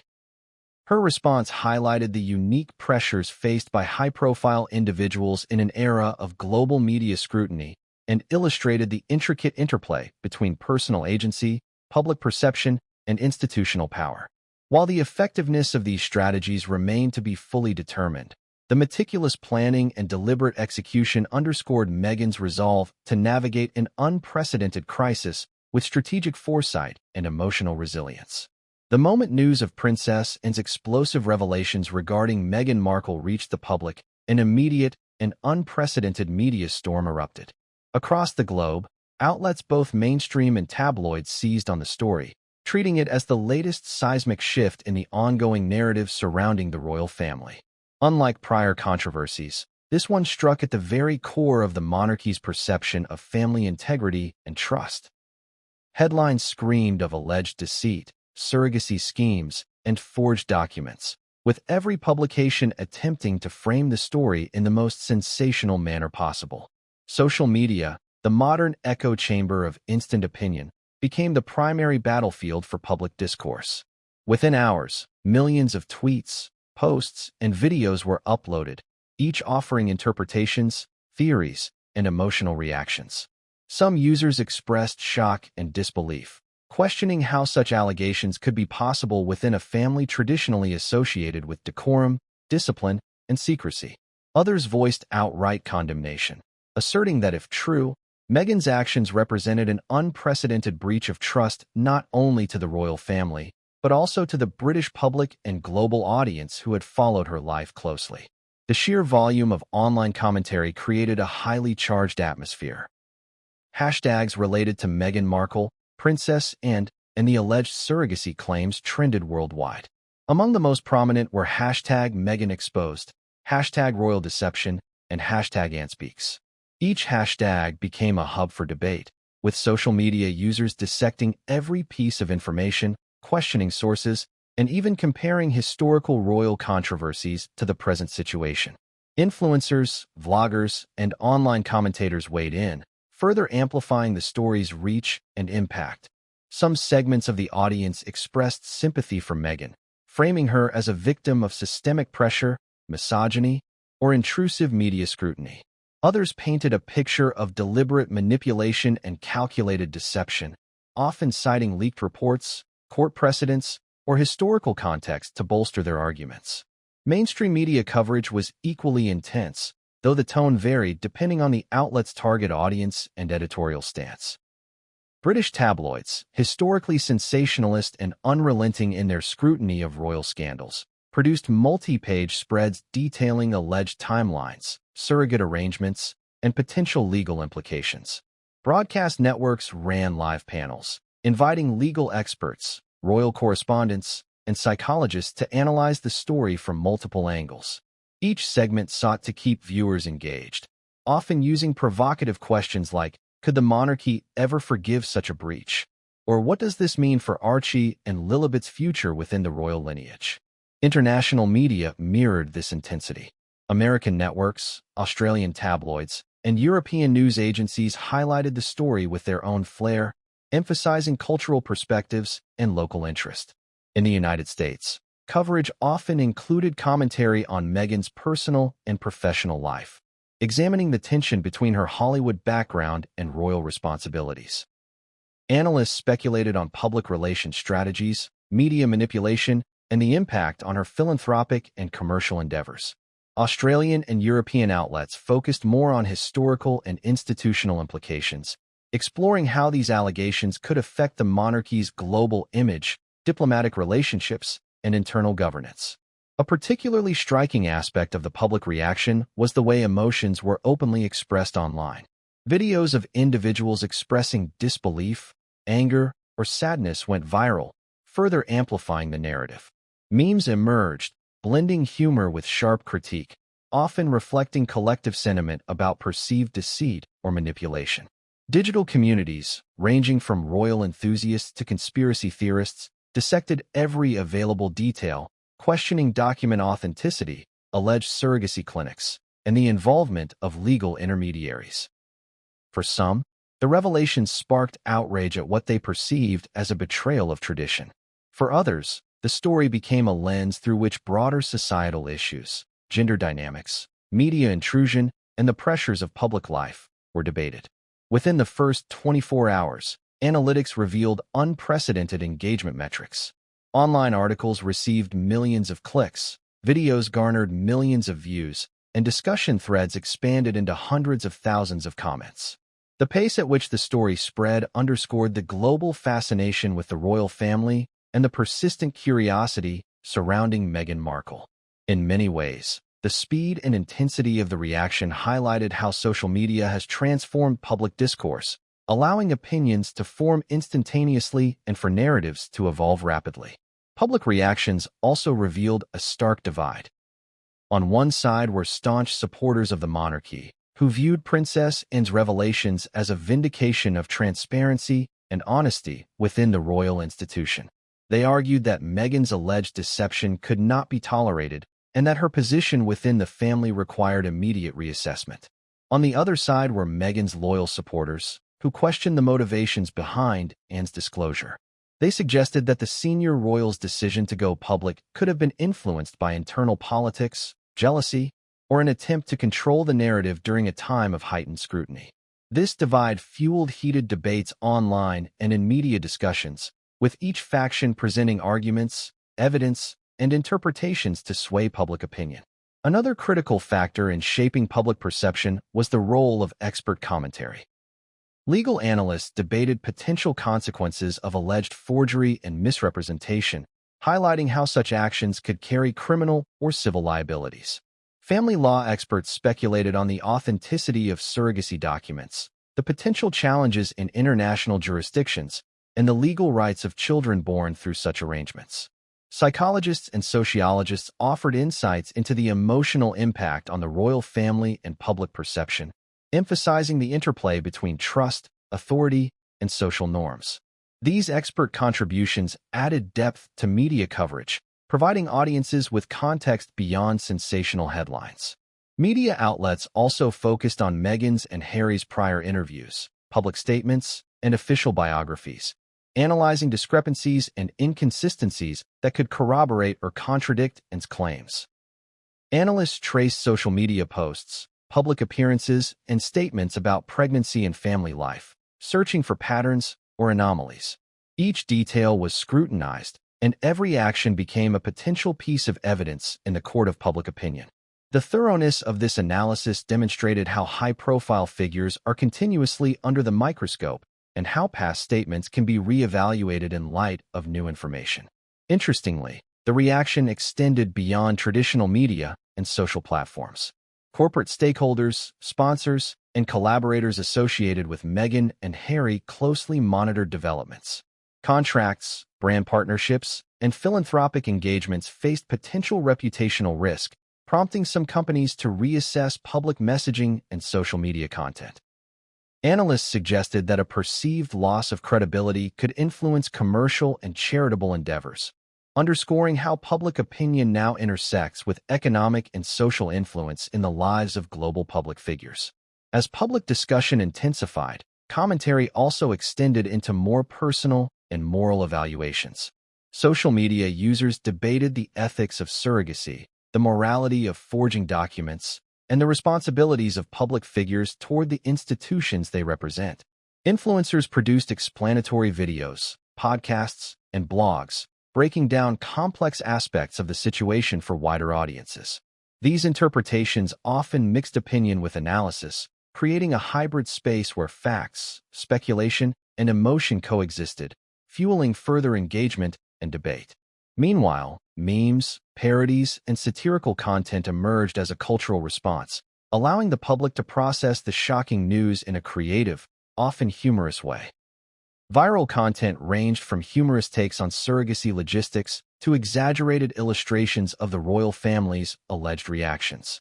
While entertaining, these pieces also played a subtle role in shaping perception, reinforcing key narratives, and keeping the story at the forefront of public consciousness.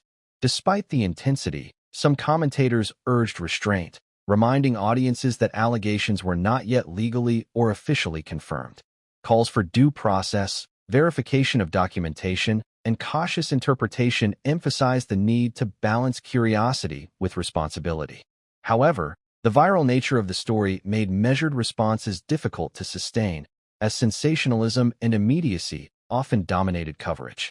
In the United Kingdom, public sentiment was particularly polarized.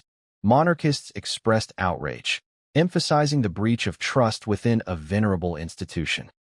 Some polls indicated declining public support for Meghan, while Harry's reputation remained closely tied to hers in public perception. Conversely, progressive and international audiences expressed empathy for Meghan, framing the narrative as another example of scrutiny, misogyny, and pressure applied to women in the public eye. This polarization revealed how the story transcended factual debate, becoming a reflection of cultural values, loyalties, and broader societal conversations. In conclusion, the public and media reaction to Princess Anne's revelations regarding Meghan Markle's alleged use of surrogates and document forgery was swift, multifaceted, and unprecedented in scale. Social media amplified opinions instantly. Mainstream and international media dissected every detail, and expert commentary provided context and legal analysis.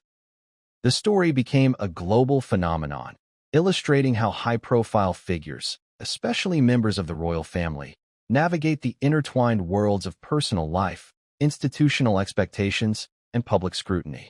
Public discourse revealed emotional, ethical, and cultural tensions that extended far beyond the individuals involved, reflecting modern society's complex relationship with celebrity, power, and perception.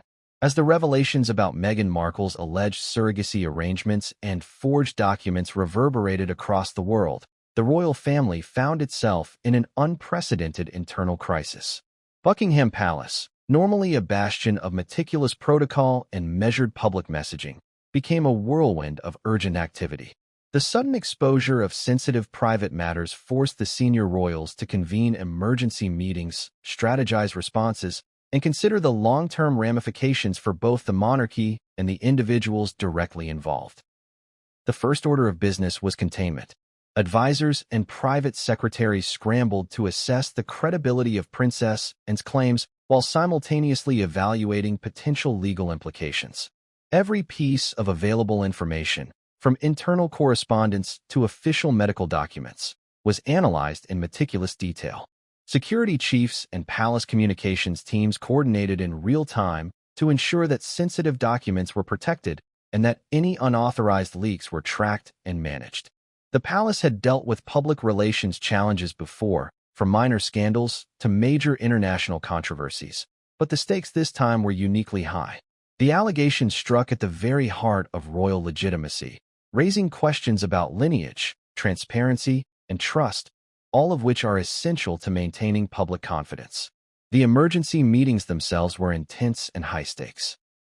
Queen Elizabeth, while historically known for her composed demeanor, reportedly presided over discussions with a level of focus and urgency rarely witnessed publicly. Advisors presented multiple scenarios, from quiet internal resolution to a more public acknowledgement of the situation, each weighed carefully against potential fallout. Experts in constitutional law, family law, and international media strategy were consulted, with the aim of crafting a response that protected the monarchy's credibility while mitigating personal and public harm. Prince Charles, as heir apparent, was deeply involved in the discussions. As both a family member and a senior figure responsible for institutional continuity, he faced the delicate challenge of balancing loyalty to his family with the imperative to protect the monarchy's image. Sources suggest that he advocated for a swift but measured response, emphasizing the importance of transparency while cautioning against rash actions that could exacerbate the situation. Prince William, ever protective of the royal legacy, reportedly took a more emotionally charged stance, advocating for immediate distancing from Meghan until the veracity of Anne's revelations could be fully ascertained. A crucial component of these meetings was risk assessment. Legal teams reviewed potential consequences of the alleged surrogacy and document forgery. Could Meghan face criminal charges if the claims were substantiated? Would the use of forged documents affect Archie and Lilibet's official standing within the royal family? Would international jurisdictions become involved if surrogate arrangements span multiple countries? Each question required careful consideration, with lawyers presenting detailed analyses of both historical precedents and potential new legal frameworks that could be invoked. Meanwhile, communications teams focused on message control. In a situation where public scrutiny was instantaneous and relentless, every word issued to the press carried immense weight. Internal strategy involved preparing multiple contingencies, statements for traditional media, social media responses, and coordinated messaging for interviews and public appearances. Spokespeople rehearsed scenarios that anticipated questions about surrogacy, document authenticity, and Meghan's role in the family. The overarching goal was to maintain the monarchy's image of stability and authority, even amid revelations that could be perceived as deeply duh. Beyond messaging, the royal family had to consider the broader institutional impact. The monarchy is not merely a family but a complex, centuries-old institution intertwined with government, tradition, and national identity. Any misstep could affect not only internal cohesion but also public trust, international relations, and future succession matters. Advisors reportedly presented simulations showing potential public opinion trends under various scenarios, analyzing how different responses, from complete silence to full public acknowledgement, might influence both domestic and global perceptions. Family dynamics further complicated strategic decision-making. Princess Anne, known for her forthrightness and commitment to integrity, had directly challenged the family hierarchy by making such explosive allegations public. Her motives, while framed as a desire for truth and transparency, introduced tension between senior family members. Discussions in the emergency meetings reportedly included debates over loyalty, personal relationships, and the potential long-term implications of allowing Anne's claims to dominate the narrative. How should the monarchy reconcile familial bonds with institutional responsibility? Could Meghan be persuaded to comply with internal investigations without further public escalation?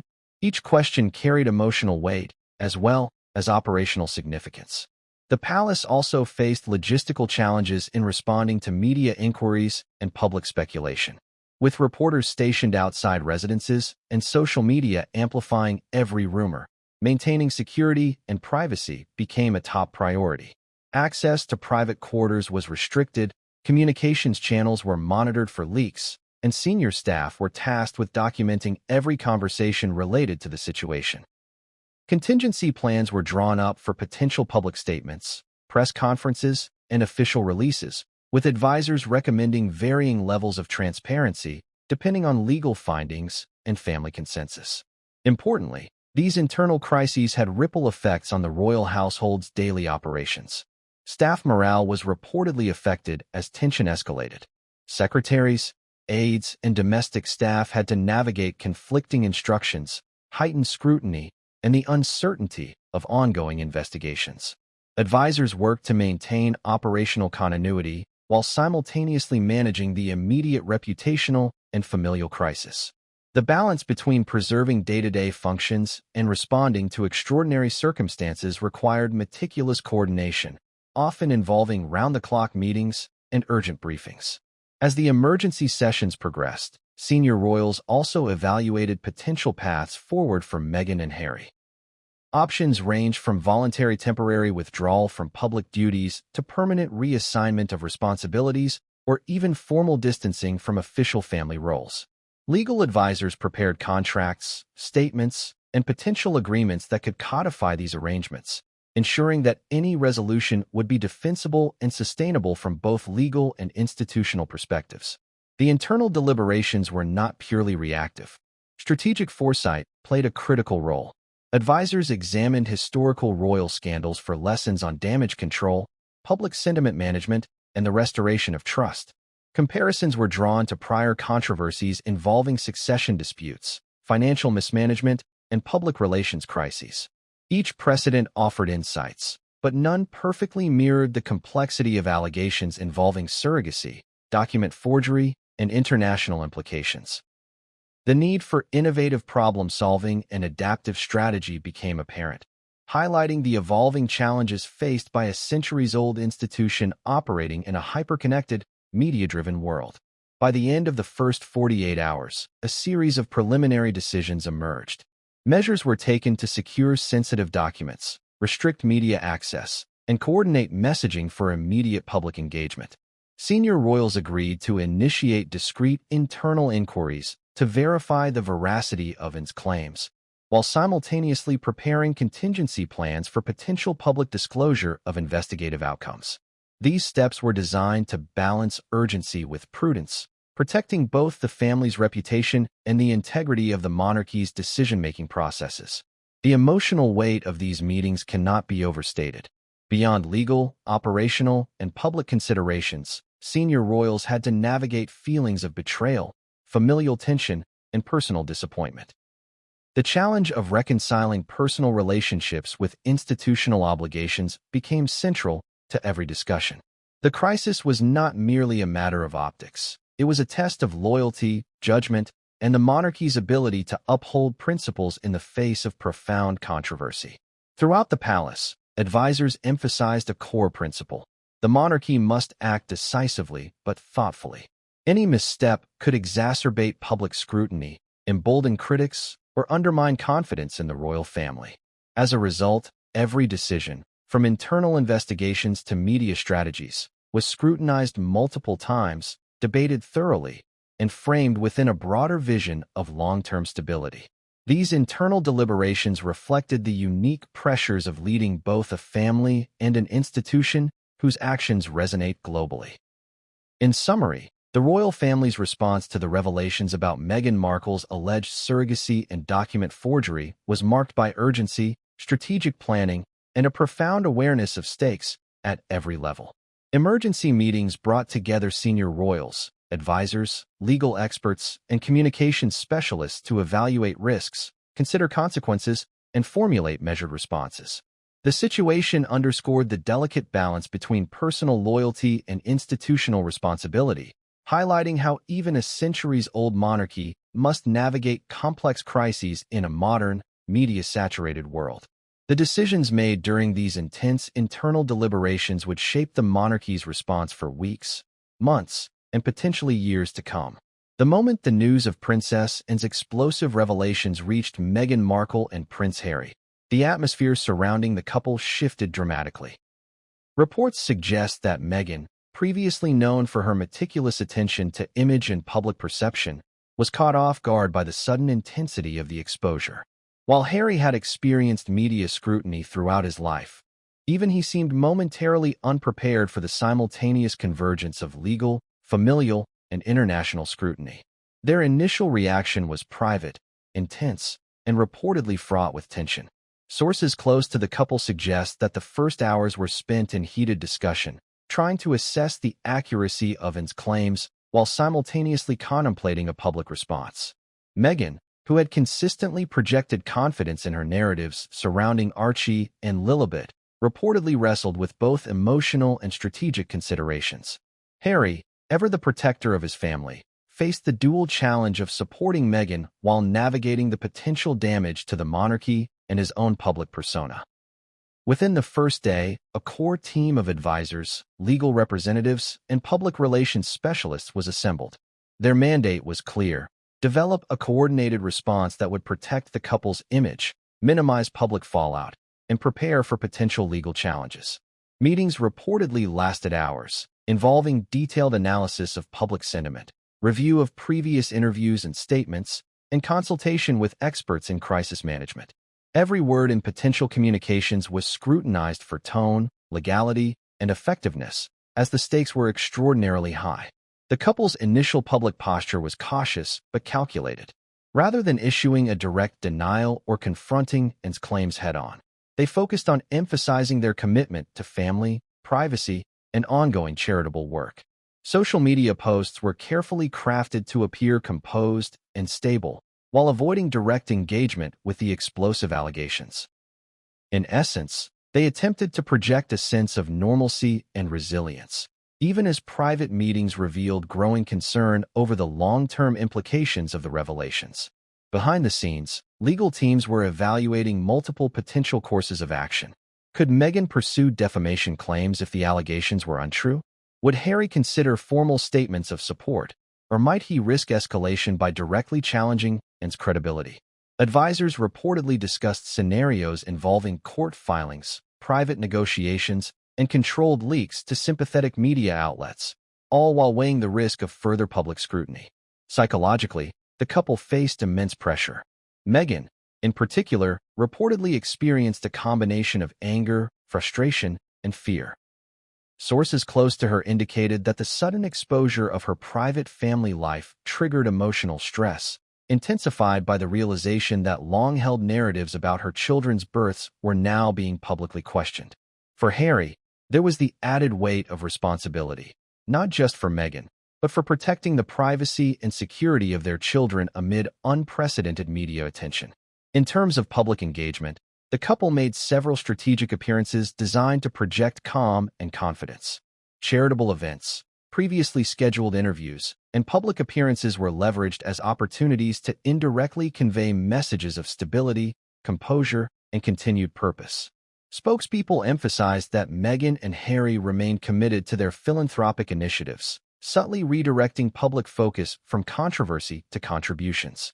Simultaneously, internal communications with close allies and supporters were heightened. Friends, colleagues, and select members of the press were briefed on the couple's position, ensuring that sympathetic narratives would appear in influential media outlets. Anonymous sources reportedly confirmed to the press that Meghan and Harry were shocked but determined to manage the situation without letting it spiral out of control. These carefully managed leaks served both to reassure the public of the couple's composure and to counteract the immediate impact of Anne's revelations. The couple's approach to social media was particularly nuanced. Meghan's platforms, including personal Instagram and other channels, were curated to showcase family moments, professional achievements, and public engagements, creating an image of normalcy and continuity. Harry, meanwhile, maintained a balance between advocacy work and carefully timed personal statements, ensuring that any appearance of defensiveness or aggression toward and/or the royal family was avoided. The strategy was clear: maintain public composure, protect private narratives, and avoid escalating tensions that could generate additional scrutiny. However, not all efforts were seamless. Reports indicate that minor missteps in public messaging generated intense scrutiny from both the media and royal observers. Every word, every photograph, and even pauses in social media activity were analyzed, dissected, and amplified, demonstrating the high-stakes environment in which the couple operated.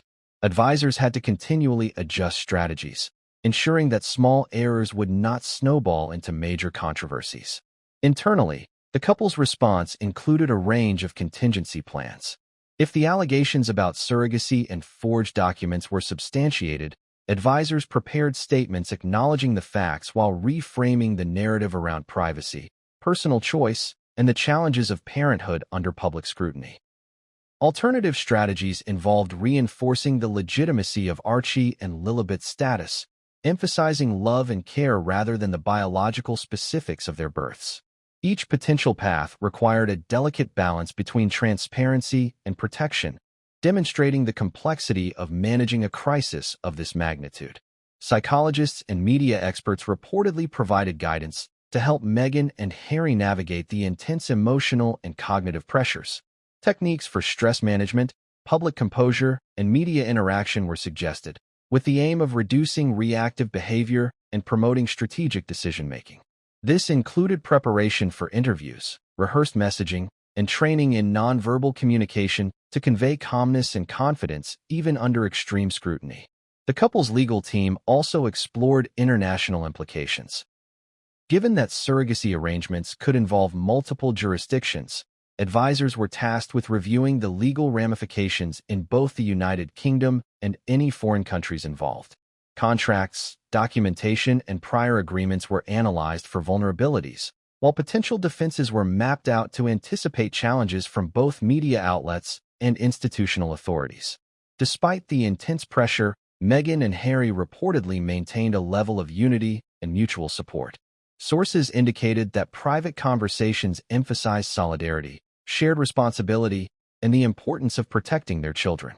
Discussions were not just about public image, but also about emotional resilience and decision-making under duress.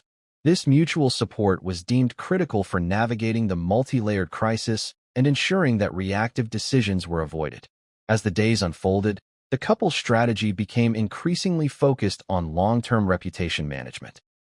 Public statements, media appearances, and social media activity were aligned to construct a narrative of stability, resilience, and continued relevance. Advisors emphasized that the couple's response needed to transcend immediate controversies, aiming to preserve both personal credibility and public goodwill in the months and years ahead. Importantly, the response also involved careful monitoring of Princess Anne's next moves. While the couple refrained from direct confrontation, advisors tracked all public statements, interviews, and social media activity to anticipate potential escalation. This allowed Meghan and Harry to adjust messaging in real time, preempting narratives that could further challenge their credibility or position within the public eye. By the end of the first week following the revelations, Meghan and Harry had executed a multifaceted response. Strategic public appearances, curated social media messaging, internal legal consultations, contingency planning for international legal issues, and continuous psychological support. The complexity of their efforts underscored the reality that managing personal crises in the modern media environment, especially those intersecting with institutional authority, requires coordination across multiple domains, each demanding precision and foresight. The broader lesson from this period is that Meghan and Harry's approach reflected a combination of defense, image management, and proactive control. While their response could not entirely neutralize the impact of Princess Anne's revelations, it demonstrated a strategic, layered, and adaptive approach to crisis management, balancing emotional needs, legal considerations, and public perception. The weeks following these initial responses would determine whether the couple's carefully orchestrated strategy could withstand continued scrutiny or whether additional revelations might force further recalibration. The intersection of private family dynamics, institutional obligations, and global media attention created a uniquely high-pressure environment, testing both personal resilience and strategic acumen. As soon as Princess Anne's revelations about Meghan Markle and the alleged surrogate arrangements for Archie and Lilibet were made public, media outlets around the world erupted into a frenzy. Within hours, headlines dominated newspapers, online platforms, and television news segments, sparking debates that transcended borders and political affiliations. The story was not just a British sensation. It became a global spectacle, with audiences in the United States, Europe, Australia, and Asia following the unfolding drama with intense curiosity. From the earliest moments of reporting, the narrative framed Meghan Markle's actions in starkly contrasting ways. Tabloid newspapers focused on sensationalist angles, emphasizing deception, forgery, and betrayal of trust. Stories with headlines such as "Royal Family Deceived," "Meghan's Secret Surrogacy Scandal," and "Exposes Meghan."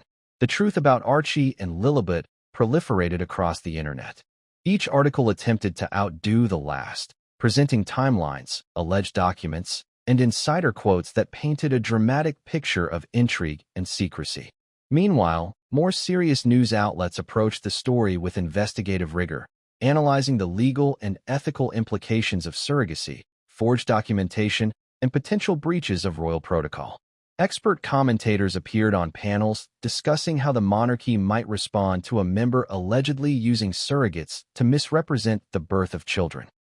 Sociologists, legal experts, and royal historians debated not only the factual validity of the claims, but also the long-term implications for public trust in the monarchy and the perception of royal privilege.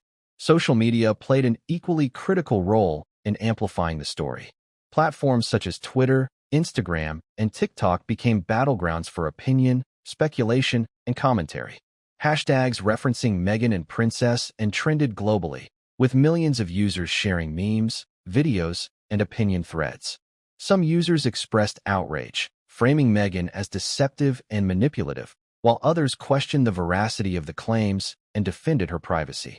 Viral videos of news anchors reacting emotionally to the revelations added fuel to the fire, creating a cycle of constant engagement and discussion. In the United Kingdom, the story generated an unprecedented level of public debate. Forums, discussion groups, and public opinion polls sought to gauge sentiment toward Meghan, Harry, and the royal family at large.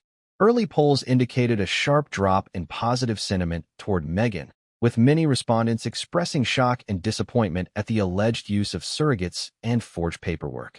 However, the data also showed a division. Younger demographics and international audiences were more skeptical of Princess's claims, questioning the sources and emphasizing the couple's right to privacy. Internationally, the story triggered a diverse array of responses. In the United States, media outlets highlighted Meghan's previous interviews and public statements about her children, using them to contrast with Anne's revelations. Commentators on morning shows, cable news channels, and podcasts dissected every aspect of the situation, speculating on the impact on the couple's business ventures, charitable work, and future media opportunities. Headlines such as "The Sussex Surrogacy Scandal," "What It Means for Meghan and Harry," appeared across major newspapers, while talk shows featured heated debates on whether the monarchy or the media bore responsibility for public confusion. In Europe, the story prompted discussions about privacy, ethics, and the role of the royal family in modern society. Legal experts analyzed potential consequences of alleged forged documentation, surrogacy agreements, and breaches of protocol. Opinion pieces in respected publications considered how similar revelations would be treated in other royal families, drawing comparisons to scandals involving European royals over the past decades. Meanwhile, public forums in countries like France, Germany, and Italy reflected a mix of curiosity, moral judgment, and fascination with the intricacies of royal life. Australia and Canada, with their shared historical ties to the British monarchy, also followed the story closely. Commentators debated the balance between public interest and personal privacy, with radio shows, morning programs, and newspapers presenting both sides of the argument. Letters to editors and viewer emails highlighted the polarized nature of opinion. Some readers condemned Meghan as a manipulative figure, while others expressed sympathy for the intense scrutiny she faced. Social media posts from celebrities and public figures added further layers to the discourse, influencing millions of followers and sparking additional conversations online. One of the most striking features of the global media response was the speed and intensity of coverage. Within 24 hours of the initial revelations, news cycles were flooded with analysis, commentary, and speculation. Live broadcasts provided round-the-clock coverage, while online articles were updated continuously with new insights or exclusive sources. The relentless pace created a sense of urgency and immediacy, drawing readers and viewers into the story as though they were witnessing a live unfolding event. Public reactions were equally volatile. On one hand, traditional royal watchers expressed a sense of betrayal and concern for the integrity of the monarchy. Letters to newspapers, opinion pieces, and online forums discussed the implications of Meghan's alleged deception, questioning whether trust had been irreparably damaged within the family and whether the monarchy could maintain credibility.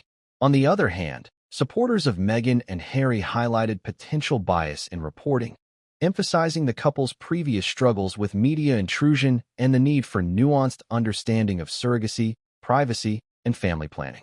The debate extended beyond celebrity and royal circles, touching on broader societal questions.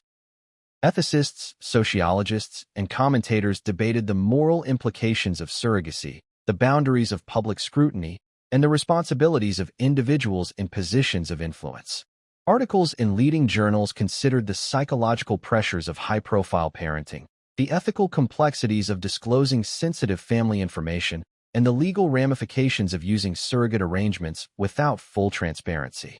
These discussions added depth to what initially appeared as a sensationalist story, framing it as a case study in media ethics, privacy, and public accountability. International tabloids were particularly adept at turning each development into a dramatic spectacle.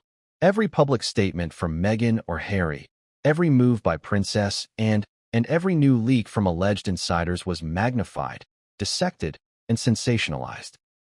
Headlines employed emotionally charged language, using terms like betrayal, shock, scandal, and cover-up to provoke engagement.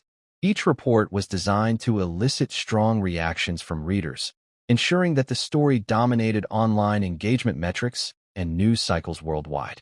Public opinion also revealed underlying tensions between traditionalism and modernity in perceptions of the monarchy. Older audiences and more conservative commentators often framed Meghan's alleged actions as a breach of royal etiquette and protocol, emphasizing loyalty, transparency, and the sanctity of the institution. Younger demographics, influenced by evolving norms around privacy, reproductive technology, and personal choice, tended to question the moral framing of the narrative, advocating for Meghan's right to autonomy and challenging assumptions about her intent or character. The story's omnipresence in the media created a feedback loop.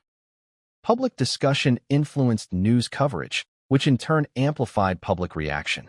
Social media virality ensured that every development was disseminated globally within minutes, often accompanied by user-generated commentary, memes, and analysis.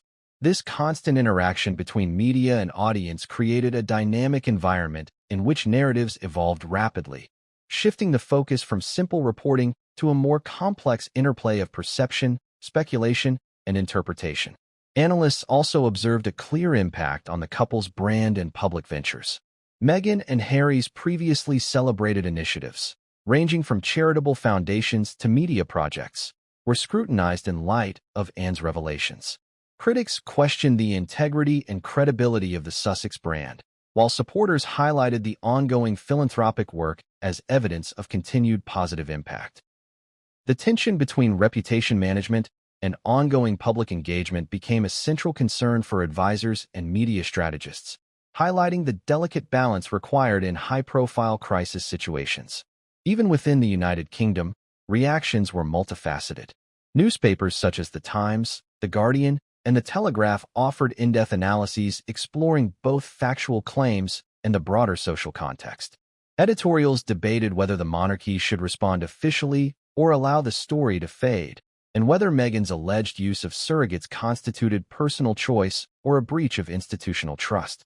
Public forums and online comment sections reflected a mix of outrage, empathy, and curiosity, illustrating the spectrum of engagement from the general population. Internationally, some media outlets drew parallels with other royal controversies, citing historical instances of secrecy, surrogacy, and public deception within aristocratic families. These comparisons served to contextualize the story, demonstrating that while Meghan and Harry's situation was unique, it was not without precedent in global royal history. Experts in cultural studies emphasize the continuing tension between public fascination with royalty and the personal rights of individuals living under intense scrutiny. By the end of the first week following Princess Anne's revelations, the global media landscape had been irrevocably transformed. Meghan Markle's private life, previously shielded by legal agreements and personal discretion, became a focal point of international discourse. Coverage spanned sensationalist tabloids, serious journalism, social media commentary, legal analysis, and ethical debate.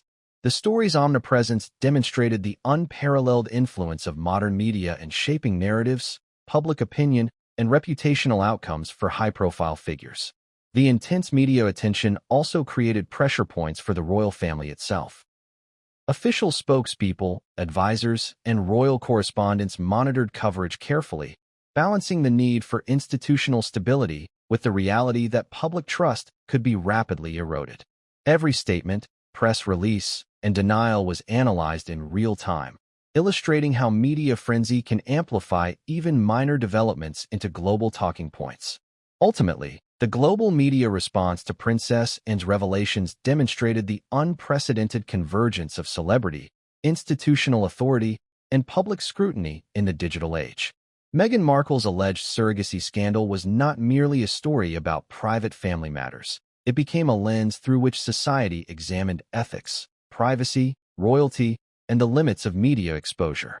Audiences worldwide were drawn into a complex narrative in which fact, perception. The moment Princess Anne's revelations about Meghan Markle's alleged use of surrogates and forged documents became public, the royal family knew they faced a crisis of unprecedented magnitude. Unlike typical scandals that might be confined to private whispers or tabloid speculation, this was a direct exposure of potential deception within the very heart of the monarchy, and it demanded immediate, strategic, and careful action.